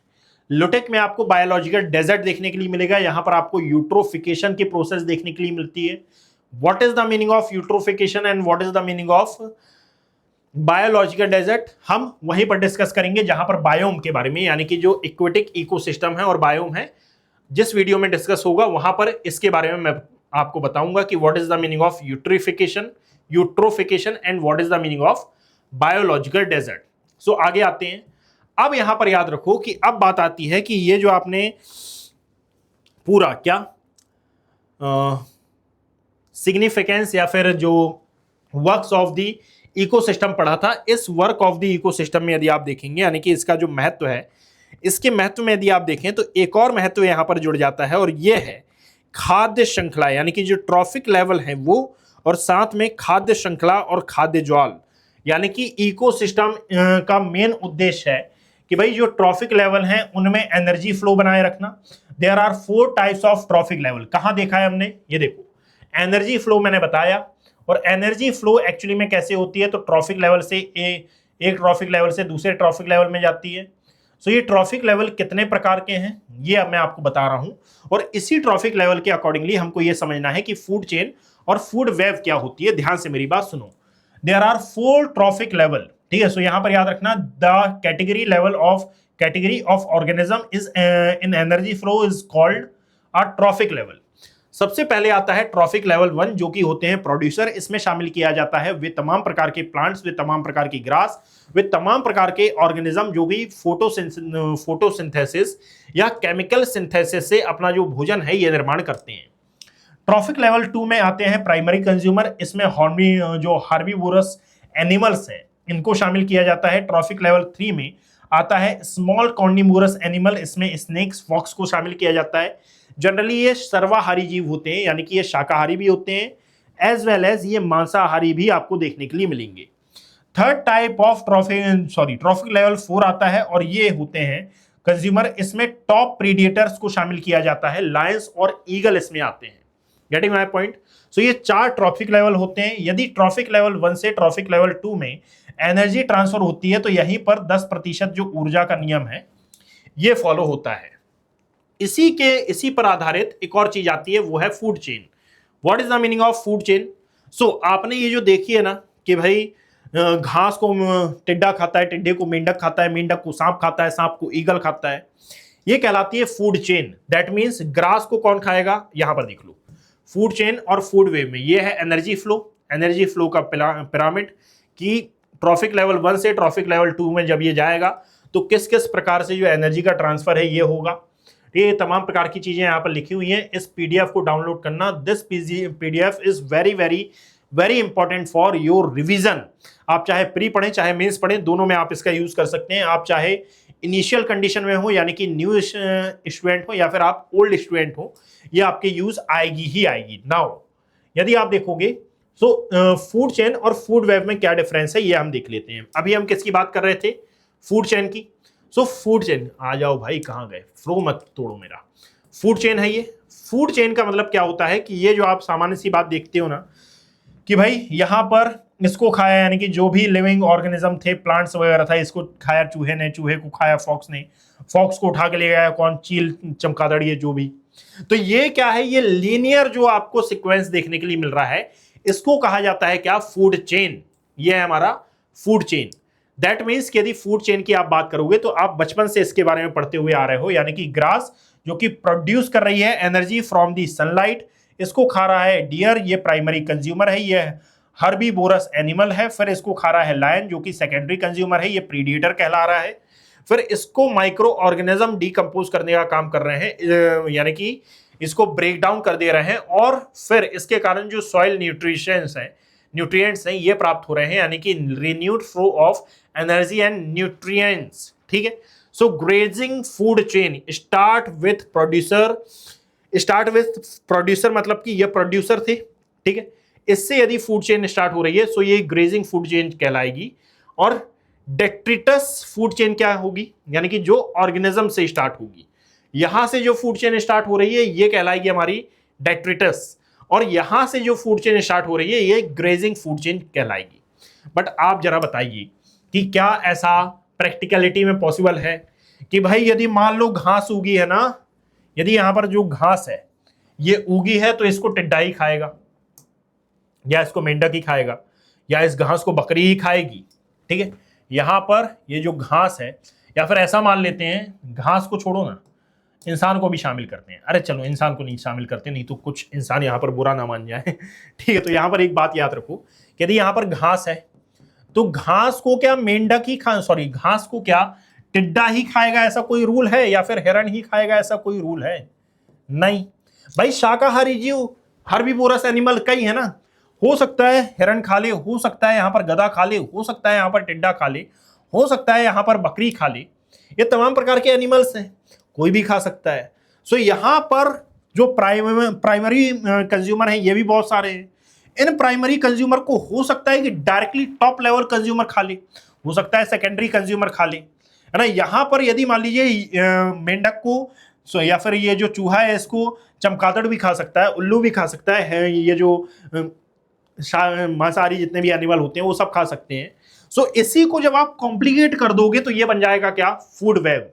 जब आप इन दोनों का कंपैरिजन करते हो तो आपको मालूम चलता है कि एक्चुअली में ये जो लीनियर फूड चेन होती है, यानी कि वन बेस में एनर्जी फ्लो जो आपको देखने के लिए मिल रहा है, असल में ये आदर्शवादी है। ठीक है, आप इसको बोल रहे हो कि हाँ ऐसा ऐसा होता है, ऐसा करना चाहिए, ये जो हम करना चाहिए और ऐसा होता है की बात करते हैं ना, ये प्रैक्टिकलिटी में पॉसिबल नहीं है। ये अध्ययन के लिए सही है, बट प्रैक्टिकलिटी में पॉसिबल क्या हो पाती है, फूड वेब। सो हम पढ़ते हैं फूड चेन और फॉलो करते हैं क्या, फूड वेब को, क्योंकि यदि ऐसा है तो भाई फूड चेन फूड वेब का पार्ट तो इंसान भी है ना। तो ऐसे में तो हर एक इंसान को मांसाहारी होना चाहिए था। क्या हर एक इंसान मांसाहारी है? इन सिंपल वर्ड्स आंसर है नो। और जब नहीं है तो क्यों नहीं है, बिकॉज बिकॉज बिकॉज कि यहां पर हम फॉलो करते हैं फूड वेब, यानी कि कोई भी किसी को भी खा सकता है। तो ये है फूड चेन और ये है फूड वेब, बात समझे। So food web and ecological pyramid की यदि हम बात करें, फूड वेब का मतलब क्या होता है कि interconnection of multiple food chains forms a food web. It is more realistic and stable, यानी कि ये स्टेबल होती है। स्टेबिलिटी बनाए रखने के लिए यही कहा जाता है कि फूड चेन सुधारो नहीं, फूड वेब सुधारो, फूड वेब सुधारने पर ध्यान दो। Getting my point. What is the meaning of ecological pyramid? तो 10% एनर्जी फ्लो का रूल हमने पढ़ लिया है। पिरामिड ऑफ बायोमास, इसके बारे में हम पढ़ लेते हैं। Usually upright in aquatic ecosystem, it may be inverted, यानी कि जो बायोमास का पिरामिड होता है ये ऊपर की ओर यानी कि सीधा होता है एक्वेटिक इकोसिस्टम में, और उल्टा होता है ये जनरली जो लैंड एरिया का इकोसिस्टम है वहां पर। खैर इसकी बात मैं बाद में करूंगा। जो पिरामिड ऑफ नंबर्स है उसके बारे में यहां पर लिखा हुआ है, एक बार पढ़ लेना वन लाइन फैक्ट के तौर पर। नाउ अब बात आती है बायोजियोकेमिकल साइकिल्स की, यानी कि ये जो बायोजियोकेमिकल साइकिल्स हैं ये साइकिल्स बहुत ही ज्यादा इंपॉर्टेंट हैं हमारे लिए। बायोजियोकेमिकल साइकिल्स क्या होती हैं, जैसे कि पानी का वापस से लौट कर धरती पर आना, यानी कि जहां से ये पानी उठा था वहीं पर आ जाना। यदि ओशन में जो प्रोसेस है क्या, वेपराइजेशन की प्रोसेस हुई थी, तो वेपराइजेशन की प्रोसेस के थ्रू वापस से, यानी कि यदि सागर का पानी था, वाटर वेपर बना था, वाटर वेपर बनकर क्लाउड फॉर्मेशन हुआ था, तो वापस से ये सागर में कैसे आएगा, ये जो पूरी साइकिल है इसको हम क्या बोलेंगे, हाइड्रोलॉजिकल साइकिल या फिर वाटर साइकिल का इसको नाम देंगे। यदि पृथ्वी के अंदर का हम कार्बन निकालकर या फिर फॉसिल फ्यूल निकालकर हम इसको बर्न कर रहे हैं, जला रहे हैं, और इसके जलने के कारण जो ग्रीन हाउस गैस है कार्बन डाइऑक्साइड, ये एटमॉस्फेयर में जा रही है, तो एटमॉस्फेयर में जाने पर एक्चुअली में यदि आप देखोगे तो ग्रीन हाउस इफेक्ट बहुत ज्यादा एनहांस हो रहा है। तो एक्चुअली में इसकी साइकिल कैसे होगी, साइकिल कैसे होगी का क्या मतलब है कि किस प्रकार से कार्बन डाइऑक्साइड पृथ्वी के भूगर्भ से निकली और वापस से ये पृथ्वी के भूगर्भ में पहुंच गई। ठीक है, ये कहलाएगी हमारी क्या, ये कहलाएगी कार्बन डाइऑक्साइड की साइकिल। या फिर और कहां गई कार्बन डाइऑक्साइड, इसी प्रकार से जो नाइट्रोजन है इसके बारे में भी है, इसको नाइट्रिफिकेशन और डीनाइट्रिफिकेशन इसमें काउंट किया जाता है। फिर अर्थ की जो सल्फर है इसके बारे में सल्फर साइकिल है, ये कार्बन साइकिल है। ये तमाम प्रकार की जो साइकिल्स हैं इसको बायोजियोकेमिकल साइकिल का नाम देते हैं। ये बायोजियोकेमिकल साइकिल्स एक्चुअली में अर्थ पर जो लाइफ है इसको स्टेबल तरीके से चलाने के लिए बहुत ही ज्यादा एसेंशियल मानी जाती हैं। दैट इज वाई कहा जाता है biogeochemical cycle is most important thing of the environment and ecology and stable environment. So, earth cycling of nutrient continues constantly. These cycles exchange element between organism, soil, water and the atmosphere. इसका मतलब क्या है कि सबसे पहले आता है water cycle. इसमें इवेपराइजेशन की प्रोसेस होती है। इवेपराइजेशन के थ्रू ये जो पानी है, ठीक है, ये ऊपर की ओर यानी कि अपवर्ड मूव होता है ड्यू टू जो एक प्रकार से टेरेस्ट्रियल रेडिएशन। इसका टेम्परेचर कम होता है। टेम्परेचर कम होने पर आप देखेंगे कि कंडेंसेशन से क्लाउड फॉर्मेशन हुआ। After the formation of cloud formation यहां पर जो प्रेसिपिटेशन हो रहा है इसकी प्रोसेस कंप्लीट होती है, फिर रेन ऑफ होता है। इससे अब होता यह है कि इस डायग्राम को देखो कि रेनफॉल के द्वारा, ठीक है, ये देखो यह ओशन में सोलर पावर्ड जो इंजन है यानी कि नेचुरल प्रोसेस से एक्चुअली में इवेपराइजेशन हुआ। इवेपराइजेशन से यहां पर कंडेंसेशन हुआ, क्लाउड फॉर्मेशन हुए, फिर यहां पर जो आप देखोगे कि रेनफॉल यहां पर कॉज हुई। माउंटेन पर यदि रेनफॉल हुई है तो ग्लेशियर फॉर्म होंगे, और यदि नीचे रेनफॉल हुई है तो इससे डायरेक्टली रिवर फॉर्म हो जाएगी। ग्लेशियर फॉर्म हुए हैं तो ये भी जब मेल्ट होंगे तो रिवर ही बनेगी ना, ये रिवर बन रही है। अब रिवर जिस भी एरिया से बह रही है वहां पर इरोजन कर रही है, डेन्यूडेशन हो रहा है। इरोजन से ये अपने साथ सेडिमेंट लेकर आ रही है, और ये सेडिमेंट को लेकर या तो ये डेल्टा फॉर्म कर रही है, ये है जैसे ये डेल्टा फॉर्म कर रही है। डेल्टा फॉर्म करके अपना जो पानी है ये किस में मिला दे रही है, सागर में। एक सिंपल सी बात है कि इवेपराइजेशन हुआ, क्लाउड फॉर्मेशन हुआ, बारिश हुई, ग्लेशियर और रिवर्स फॉर्म हुई। ये रिवर्स अपने साथ सेडिमेंट लेते हुए या तो सागर में मिल गई, या फिर सेडिमेंट का जो डेपोजिशन है ये तटवर्ती क्षेत्र में इन्होंने कर दिया। सिंपल सी बात यदि देखा जाए तो अब याद रखो ये कंप्लीट हुई हमारी क्या, वाटर साइकिल। अब यहां पर इसी रिवर से हमने पानी निकाला और अदर प्रकार के जो काम किए वो सब हो गया, ठीक है। इसी रिवर का परिणाम था कि भाई कई एरिया पर फॉरेस्ट एरिया का फॉर्मेशन हुआ। अलग अलग एरिया में आपको अलग अलग प्रकार की जो चीजें हैं ये देखने के लिए मिली।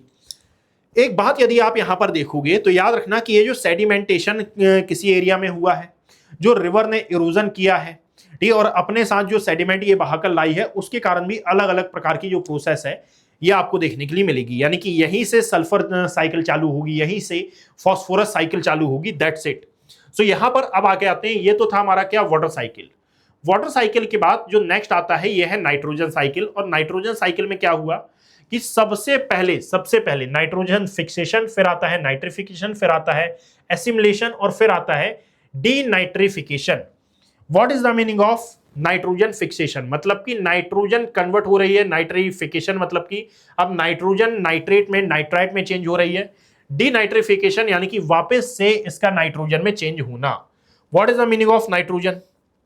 Nitrogen is a very very very very very essential thing for every living organism. Why? क्योंकि याद रखना कि वो नाइट्रोजन ही है जिसको अब आप अपने मसल बिल्डिंग के तौर पर यूज करते हो। मसल बिल्डिंग के तौर पर यूज करने का अभिप्राय क्या है मेरा, कि आपने ये सुना होगा ना कि भाई यदि आप जिम जा रहे हो तो जिम जाने पर आप प्रोटीन को ज्यादा अपने अंदर इनहेल करो, प्रोटीन इंटेक आपको बढ़ाना चाहिए, बिकॉज कि प्रोटीन ही वो कंपोनेंट है जो कि आपके मसल बिल्डिंग में आपकी हेल्प कर सकता है। आपका जो मसल बिल्डिंग है ये कर सकता है। और यदि आपको बॉडी वेट अपना बढ़ाना है तो इसके लिए एसेंशियल हो जाता है, इसके लिए बहुत ही ज्यादा जरूरी हो जाता है कि आप क्या करें, जो कार्ब्स है ये कार्ब्स ज्यादा कंज्यूम करें। सो यहां पर एक बात याद रखिएगा कि एक्चुअली में इसमें यदि आप देखोगे तो नाइट्रोजन का अहम रोल इसलिए होता है क्योंकि प्रोटीन बनता है अमोनिया से, और अमोनिया बनने के लिए मोस्ट एसेंशियल थिंग है नाइट्रोजन। दैट इज वाई हमारे एटमॉस्फेयर में मैंने बताया कि अर्थ पर कुछ भी फालतू नहीं है। यदि अर्थ में आप देखोगे तो लगभग 78% तक जो नाइट्रोजन है ये प्रेजेंट है। 78% नाइट्रोजन है, तो इसका हम करते क्या है, क्या ये अनयूज्ड गैस है? क्या इसका कुछ यूज नहीं है? भाई अनयूज होती तो इसको हम नोबल गैस की कैटेगरी में काउंट करते, गौर गैस की कैटेगरी में काउंट करते। ये इतनी ज्यादा है, दैट मीन्स कि इसका यूज बहुत ज्यादा हो रहा है। ये डायरेक्टली यूज होती है नाइट्रिफिकेशन में। इसके नाइट्रिफिकेशन के कारण बनता है अमोनिया, अमोनिया से बनता है प्रोटीन, प्रोटीन को हम करते हैं इनटेक, और जिसके कारण हमारा जो पूरा पूरा बॉडी है ये मेंटेन रह पाता है। और इसीलिए आप बोलते हैं कि भाई प्लांट्स में होता है प्रोटीन, जो मांस है इसमें होता है प्रोटीन। ये सब कुछ किससे कनेक्ट है? ये सब कुछ नाइट्रोजन से आपको कनेक्ट देखने के लिए मिलेगा। Getting my point? सो सबसे पहले याद रखना कि यह एटमॉस्फेरिक नाइट्रोजन गैस बॉटलनेक इसमें होता है। अब ये कहलाता है नाइट्रिफिकेशन, सॉरी ये कहलाता है लिक्सेशन या फिर फिक्सेशन। लाइटनिंग हुई, रेनफॉल हुई, रेनफॉल हुई तो पानी आया, पानी कहीं ना कहीं मिला। तो यहां पर हुआ ये कि भाई ये जो रेनफॉल हो रही है इसके कारण जो एटमॉस्फेयर की नाइट्रोजन है वो मृदा के साथ मिलकर इसने क्या बनाया? नाइट्रेट्स। नाइट्रेट्स परिवर्तित होता है किसमें? अमोनियम में, सॉरी हाँ, नाइट्रेट्स परिवर्तित होता है अमोनिया में। अमोनिया के बाद याद रखना कि फिर डीनाइट्रिफिकेशन चालू होता है, और डीनाइट्रिफिकेशन के थ्रू वापस जहां पर ये नाइट्रोजन था वहीं पर ये आपको वापस देखने के लिए मिलेगा। इन सिंपल वर्ड्स, यदि इस नाइट्रिफिकेशन और डीनाइट्रिफिकेशन को मैं एक चार्ट के तौर पर बताऊं और कुछ नाम मैं आपको बताऊं तो आपको जल्दी समझ में आएगा। ये नाम आप एक बार नोट डाउन करिएगा कि भाई सबसे पहले एटमॉस्फेयर में आपको देखने के लिए मिलेगा नाइट्रोजन। नाइट्रोजन से प्रोटीन बनाने के लिए, यानी कि नाइट्रोजन से एक्चुअली में प्रोटीन बनाने के लिए सबसे पहली जो प्रोसेस होगी ये होगी कि नाइट्रोजन चेंज होगा अमोनिया में। क्या बोला मैंने? नाइट्रोजन सबसे पहले, नाइट्रोजन नाइट्रोजन नाइट्रोजन चेंज होगा अमोनिया में। अमोनिया चेंज होगा किसमें? नाइट्राइट में। नाइट्राइट चेंज होगा नाइट्रेट में। किसमें? नाइट्रेट में। सबसे पहले आता है नाइट्रोजन, नाइट्रोजन से बनता है अमोनिया, अमोनिया से बनता है नाइट्राइट, नाइट्राइट से बनता है नाइट्रेट। Getting my point? इसके लिए अलग अलग जो बैक्टीरिया हैं ये रिस्पॉन्सिबल होते हैं। After the formation of nitrate इसको लेते हैं पादप, यानी कि ये जो नाइट्राइट है, नाइट्राइट से बना नाइट्रेट, नाइट्रेट को लेंगे पादप प्लांट्स, और ये करेंगे एसिमिलेशन और इससे बनाएंगे क्या? प्रोटीन। और फिर इस प्रोटीन को कंज्यूम करेंगे ये एनिमल्स। क्या बोला मैंने?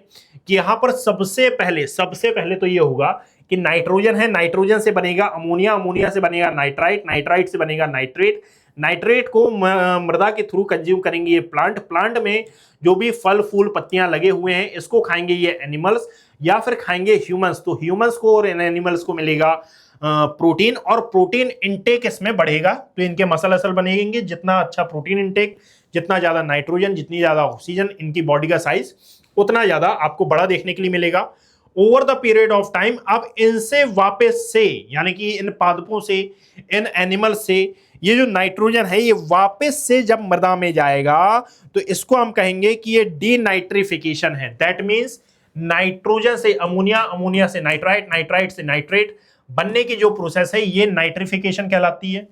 नाइट्रेट के बाद फिर इसको यूज किया प्लांट्स ने, प्लांट्स ने बनाया प्रोटीन, प्रोटीन के बाद ये वापस से यूज होते हुए जब संबंधित ये जो एनिमल्स हैं इनकी डेथ होगी और इनको डिकम्पोज किया जाएगा तो इनमें जितने भी पोषक पदार्थ हैं वो मृदा में मिल जाएंगे, और मृदा में मिलने पर अब आप बोलोगे कि जो नाइट्रोजन जहां से निकला था वहां पर ये चला गया, ये कहलाएगा denitrification. That means in simple word कि नाइट्रोजन का नाइट्रेट तक की यात्रा या फिर नाइट्रोजन की प्रोटीन तक की जो यात्रा है ये नाइट्रिफिकेशन है, और प्रोटीन की वापस से मृदा में या फिर वातावरण में नाइट्रोजन की फॉर्म में पहुंचने की जो यात्रा है ये डीनाइट्रिफिकेशन कहलाती है। एक है नाइट्रिफिकेशन, एक है डीनाइट्रिफिकेशन। दैट यहीं से अब आपको देखने के लिए मिलेगा सल्फर चक्र का उदय। सल्फर चक्र कैसे बनता है? तो इसके लिए आप जरा ये ध्यान रखो कि सल्फर आता कहां से है। एक तो जब वॉल्केनिक इरप्शन होगा तो एक तो इससे भी सल्फर निकलेगा, बिकॉज जब वॉल्केनिक इरप्शन होता है तो इससे सल्फर डाइऑक्साइड भी निकलता है। ठीक है, इसमें हाइड्रोसल्फर और तमाम प्रकार की जो SO2, H2S, ये तमाम प्रकार की जो हानिकारक गैसें हैं ये निकलती हैं। ये हानिकारक गैसें या तो वातावरण में मिलेंगी, वातावरण में यदि मिलेंगी तो भाई यहाँ पर वाटर साइकिल भी है। ऐसा कहीं लिखा तो नहीं है ना कि पहले वाटर साइकिल यहाँ पर चलेगी, फिर यहाँ नाइट्रोजन साइकिल चलेगी, फिर सल्फर साइकिल चलेगी। अरे यदि मान लीजिए यहाँ पर वॉल्केनिक करप्शन हुआ है तो एटमॉस्फेयर में जो सल्फर डाइऑक्साइड है इसकी मात्रा बढ़ जाएगी। ये sulphur dioxide basically toxic gas है। जब भी रेनफॉल होगा, रेनफॉल की कंडीशन में ये सल्फर डाइऑक्साइड पानी के साथ मिलकर SO4 ये बनाएगी, यानी कि ये और भी ज्यादा एनहांस हो जाएगी, सल्फेट में ये कन्वर्ट हो जाएगी। ये सल्फेट जाएगा मृदा में, मृदा में जाने पर अब इसका यूज करेंगे कौन, प्लांट अपने विकास में। और यदि ये प्लांट में चले गए हैं तो प्लांट में जाने पर फिर ये अलग अलग एनिमल में जाएगा, एनिमल की डेथ होगी, ये डिकम्पोज होंगे और डिकम्पोज होने पर वापस से ये जो मृदा में मिलेगा और वापस से ये एटमॉस्फेयर में चले जाएगा, यानी कि जहां से शुरू हुआ था वहां पर ये चला गया। इसके लिए फिर अलग अलग जो केमिकल्स हैं, सॉरी अलग अलग जो बैक्टीरिया हैं, ये रिस्पॉन्सिबल होंगी। कीमोसिंथेसिस की यदि बात करें तो कीमोसिंथेसिस में भी यही होगा कि भाई यदि जो सल्फर है ये डायरेक्टली ओशंस में चला गया या फिर ये किसी जल निकाय में चला गया तो वहां पर भी तो प्लांट्स है ना, ये प्लांट्स भी तो अलग अलग प्रकार की जो प्रोसेस है ये कर रहे हैं, इसलिए मैंने यहां पर फोटोसिंथेसिस और केमोसिंथेसिस दोनों का ही नाम लिया है। सो अब जरा याद रखो कि इसके अलावा दूसरी प्रोसेस है क्या, बिल्कुल है। ऐसा थोड़ी है कि बस वॉल्केनिक इरप्शन से ही आपको ये जो सल्फर है ये देखने के लिए मिली। भाई आप याद रखो कि जो रॉक्स थी या फिर जो वाटर साइकिल मैंने आपको बताई थी, इस वाटर साइकिल में क्या हो रहा था, रिवर्स का ओरिजिन हो रहा था, रिवर्स फ्लो कर रही थी और रिवर्स फ्लो करते हुए एक्चुअली में जिस भी एरिया से बह रही थी वहां पर ये इरोजन कर रही थी। इरोजन में क्या इकट्ठा हो रहा था, सेडिमेंट, और सेडिमेंट के इकट्ठे होने के कारण आप देखोगे कि इनका कहीं ना कहीं डेपोजिशन भी हो रहा है, और जहां पर भी इनका डेपोजिशन हो रहा है तो वहां पर ये सल्फर साइकिल भी तो वर्क करेगी ना, वहां पर भी जो सल्फर बढ़ जाएगा। और इसी प्रकार से आपको क्या देखने के लिए मिलेगा, carbon cycle. So carbon cycle is a very, यानी कि जितनी भी साइकिल मैंने आपको बताई हैं इनमें प्रेजेंट टाइम में जो सबसे ज्यादा आपको याद रखनी है यह है कार्बन साइकिल। मैंने ये नहीं बोला कि कार्बन साइकिल से ही क्वेश्चन आएंगे, मैंने ये बोला है कि ये आपको ज्यादा अच्छे से याद रखना है। क्यों? क्योंकि बेसिकली ये जो कार्बन साइकिल है यही रिस्पॉन्सिबल है global warming and climate change के लिए, यही सबसे ज्यादा रिस्पॉन्सिबल है। सो अर्थ की ये कार्बन साइकिल है, ये बहुत ज्यादा डायनेमिक होती है और carbon cycle is mainly responsible for global warming and climate change. और इस कंटेक्स्ट में आपको ये सबसे इंपॉर्टेंटली पढ़ना है, इंपॉर्टेंटली इसको याद रखना है। चलो इसको याद करते हैं, मैं 2 मिनट बस पानी पी लूं फिर हम इसके बारे में पढ़। यहां पर याद रखिएगा कि एक्चुअली में अर्थ की ये जो कार्बन साइकिल है यही डिसबैलेंस हो रही है, और दैट इज वाई आप बोलते हो कि प्रेजेंट टाइम में यदि सबसे खतरनाक कोई प्रॉब्लम है क्लाइमेट चेंज और ग्लोबल वार्मिंग है। ठीक है, ये टॉपिक ही इसलिए इंपॉर्टेंट है बिकॉज कि यानी कि ये टॉपिक ही सामने इसलिए आया क्योंकि अर्थ की जो कार्बन साइकिल थी ये डिसबैलेंस हो गई। बात समझे कैसे डिसबैलेंस हुई? तो भाई मैंने आपको बताया थी कि जो नेचर है ये बहुत स्मार्ट है, हमसे कई गुना स्मार्ट है नेचर। और हमसे कई गुना स्मार्ट कैसे है? आप देखोगे कि एक्चुअली में इस कार्बन में कुछ तो था ना, फॉसिल फ्यूल में एक्चुअली में क्या होता है, फॉसिल फ्यूल में आधे ही ज्यादा यानी कि बहुत अधिक मात्रा में ये कार्बन होता है। अर्थ कितनी समझदार है, नेचर कितना समझदार है कि इसको पता है कि ये जो कार्बन है ये ह्यूमन के लिए, मानव जाति के लिए, इवन सभी लिविंग ऑर्गेनिज्म के लिए ये खतरा है, यानी कि इसको खुले में छोड़ना खतरे से खाली नहीं है। और इसीलिए यदि आप देखेंगे तो नेचर ने इसको अपने अंदर दबा कर रखा था कि भैया बाहर मत आना, दुनिया जालिम है, छोड़ेगी नहीं। और हमने क्या किया? हमने किया यार हमको अपने शौक को शांत पूरे करना है, और इसके लिए हमने इसको निकाला और जलाना शुरू कर दिया। और जब हमने इसको निकाल के जलाया तो एक्चुअली में वो कार्बन, जैसे आपने अर्थ के यदि एरास पढ़े हो तो इसमें आप शामिल करते हो कि जो आर्कियन है, प्री कैम्ब्रियन है, Cambrian, Ordovician, Silurian, Devonian, Carboniferous. What is the meaning of Carboniferous era? नाम को जरा ध्यान से सुनना तो आपको मालूम चलेगा कि भाई ये वो एरा था जब हमारी अर्थ में कार्बोनाइजेशन की जो प्रोसेस है ये प्रारंभ हुई। और कार्बोनाइजेशन की प्रोसेस का मतलब क्या होता है कि एक्चुअली में हमारी अर्थ में कार्बन बनना चालू हुआ, और कार्बन बनना चालू हुआ दैट मीन्स कि कार्बोनिफेरस एरा में यदि आप देखोगे तो अर्थ पर फॉल्टिंग की प्रोसेस हुई थी। और ड्यू टू फॉल्टिंग की प्रोसेस आप पाते हैं कि ग्लोसॉप्टेरस वनस्पति पूरी की पूरी जमीन दोज हुई, यानी कि ये जमीन के भीतर गई, और इसके जमीन के भीतर जाने के कारण कार्बोनाइजेशन हुआ, इसमें जो कार्बन था वो स्टोर हुआ over the period of time. यही जो कोल यानी कि नेचुरल जो फॉसिल फ्यूल है ये बना। सो ये फॉसिल था तो ना किसी का, वो है ग्लोसॉप्टेरस वनस्पति। ह्यूज वेजिटेशन थी उस समय, यानी कि इसी से बना पेट्रोलियम, इसी से बनी नेचुरल गैसेस, इसी से बना क्या, कोयला। और ये आज वर्ल्ड के अलग अलग एरिया में देखने के लिए मिल रहा है। तो आप जरा याद रखिएगा कि एक्चुअली में ये जो फॉसिल फ्यूल है ये दबा हुआ था। ह्यूमंस को मालूम चला कि भाई this fossil fuel is very very very essential for our industrialization. Human ने निकाला और इसको जलाना चालू कर दिया, और इसके जलाए जाने के कारण आज आप देखते हो कि सबसे बड़ी विपदा यही है कि भाई फॉसिल फ्यूल का जो बर्न है इसको कम करो आप, क्योंकि कार्बन डाइऑक्साइड एनहांस हो रही है। Due to enhancement of carbon dioxide global warming, climate change हो रही है, और इसके कारण आप देखोगे कि मल्टीपल टाइप के जो डिजीज हैं ये भी फैल रहे हैं। ह्यूमंस में जो अलग अलग डिजीज हैं ये फैल रहे हैं। ये तमाम प्रकार की जो बातें हैं ये सामने आई। सो यहां पर याद रखिएगा कि एक्चुअली में ये जो कार्बन साइकिल है ये बहुत ज्यादा डिजास्ट्रेबल है। अब होती कैसे है, तो वही बात है कि भाई इंडस्ट्रियलाइजेशन हमने किया है, इंडस्ट्रीज में जलने वाला जो फॉसिल फ्यूल है ये डायरेक्टली कार्बन डाइऑक्साइड को एटमॉस्फेयर में भेजता है, यानी कि कार्बन इमिट करता है। कार्बन इमिट होने के कारण एटमॉस्फेयर में जो ऑक्सीजन है, ऑक्सीजन के 2 अणु और कार्बन का 1 अणु मिलकर कार्बन डाइऑक्साइड बनाते हैं, और यही जो कार्बन डाइऑक्साइड है ये जब हमारे एटमॉस्फेयर में जाता है तो इसके एटमॉस्फेयर में जाने पर अब ये पूरा डिसबैलेंस क्रिएट करता है, यानी कि टेम्परेचर इंक्रीज होता है। क्योंकि इसके कारण जो ग्रीन हाउस इफेक्ट है इसमें एनहांसमेंट होता है। इसमें एनहांसमेंट होने के कारण टेम्परेचर इंक्रीज हुआ, और टेम्परेचर इंक्रीज होने के कारण हमारे यहाँ का जो मॉनसून साइकिल है ये डिस्टर्ब होती है, और मॉनसून साइकिल के डिस्टर्ब होने पर फिर अदर जो कंपोनेंट्स हैं ये प्रभावित होते हैं, पहली बात। दूसरी बात यह है कि कार्बन डाइऑक्साइड यदि यहां पर बनी है तो फोटोसिंथेसिस एनहांस होगा। फोटोसिंथेसिस एनहांस होने पर यहां पर जो ऑर्गेनिक मैटर है इनमें डिसबैलेंस क्रिएट होगा। तीसरी बात यह है कि भाई ऐसा थोड़ी है कि कार्बन डाइऑक्साइड बस एटमॉस्फेयर में ही है, पानी के थ्रू मिलकर ये कहां पर जा सकती है, जलमंडल में, यानी कि जो ओशन है उसमें जा सकती है। तो इसका जो इफेक्ट है ये लिक्विफिकेशन, मरीन शेल्स, इन पर भी आपको देखने के लिए मिलेगा।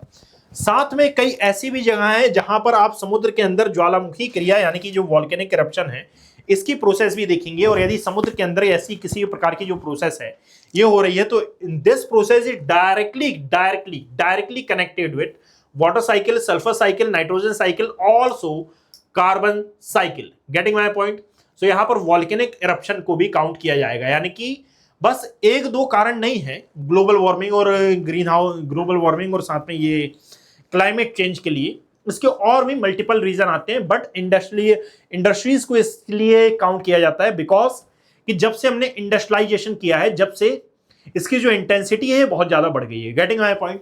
नाउ अब यहां पर बात समझना कि मेन की कंसेप्ट कौन कौन से हैं। सबसे पहले हमने ये जाना है, एक बार थॉरली तरीके से इसको रिवाइज करते हैं। सबसे पहले मैंने आपको बताया था कि what is the meaning of environment and types of environment, और एनवायरनमेंट सब्जेक्ट पढ़ना ही क्यों जरूरी है इसके बारे में हमने बताया। कंपोनेंट ऑफ एनवायरनमेंट के बारे में बातचीत हुई। इकोलॉजी क्या होती है इसके बारे में हमने देखा।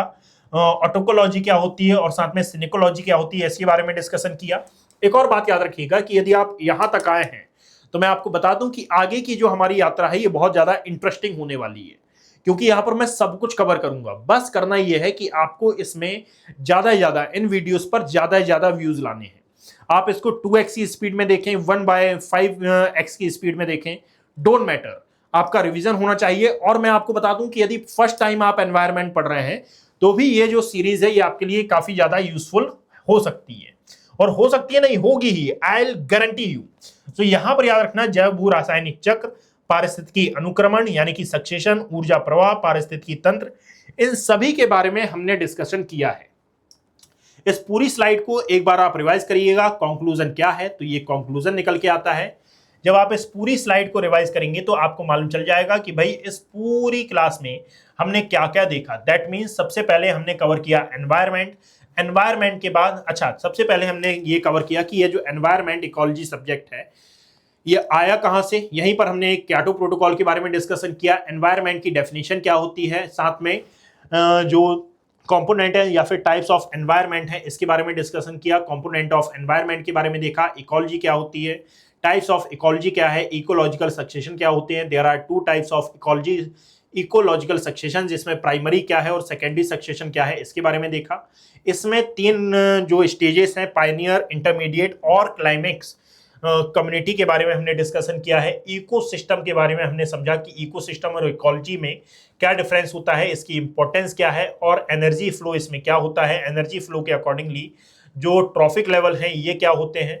साथ में टाइप्स ऑफ इकोसिस्टम में हमने जो टेरेस्ट्रियल इकोसिस्टम है इसके बारे में देखा था, और जो एक्वेटिक इकोसिस्टम है इसके बारे में हमने देखा। एक एक दो दो लाइन टेरेस्ट्रियल इकोसिस्टम के बारे में हमने नोट डाउन की और साथ में जो एक्वेटिक इकोसिस्टम है इसको हमने दो पार्ट्स में बाइफरकेट किया। एक है on the basis of salinity and on the basis of flow. Lotic lentic क्या होता है कभी और मैं आपको बताऊंगा। फिर न्यूट्रिशन लेवल और फूड चेन फूड वेब के बारे में हमने डिस्कशन किया था।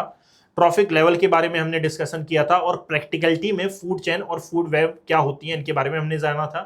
फिर हम आ गए थे बायो जियोकेमिकल साइकिल्स पर, यानी कि जो जैव भू रासायनिक चक्र होते हैं उन पर। यहां पर मैंने आपको water cycle, nitrogen cycle, carbon cycle, sulphur cycle और फास्फोरस साइकिल, इन सभी के बारे में आपके साथ डिस्कशन किया। नाउ अब यहां पर ये रिवीजन स्लाइड है, इसको आप डाउनलोड कर लीजिएगा मेरे टेलीग्राम हैंडल पर जाकर या फिर ऑर्गेनाइजेशन के टेलीग्राम हैंडल पर जाकर। इसके बाद हम नेक्स्ट वीडियो में मिलते हैं और मुझे ये आशा है, मैं ये आशा कर रहा हूं कि आपको ये जो वीडियो है ये बहुत अच्छे लगे होंगे, यानी कि ये जो पूरा लेक्चर है ये अच्छा लगा होगा और आपने इसमें तमाम चीज़ों को थॉरली रिवाइज किया होगा। यदि ये वीडियो आपकी थोड़ी भी हेल्प कर पाया है तो इसको स्प्रेड करने की बहुत कोशिश करें, बिकॉज कि मैं यहाँ पर बहुत एफर्ट के साथ ये वीडियो बना रहा हूँ, यानी कि मैं बहुत मंशा के साथ कि स्टूडेंट की वाकई में हेल्प होगी इसको लेकर मैं ये वीडियो बना रहा हूँ। तो आप इसको ज़्यादा से ज़्यादा स्प्रेड करें, ज़्यादा से ज़्यादा इसको फैलाने की कोशिश करें, अपने स्टूडेंट कम्युनिटी के साथ इसको शेयर करें। कम्युनिटी इसलिए क्योंकि एनवायरनमेंट हमने स्टार्ट कर दिया है। बाकी मिलते हैं लेक्चर नंबर 2 में, तब तक के लिए have a great day, best of luck, thank you.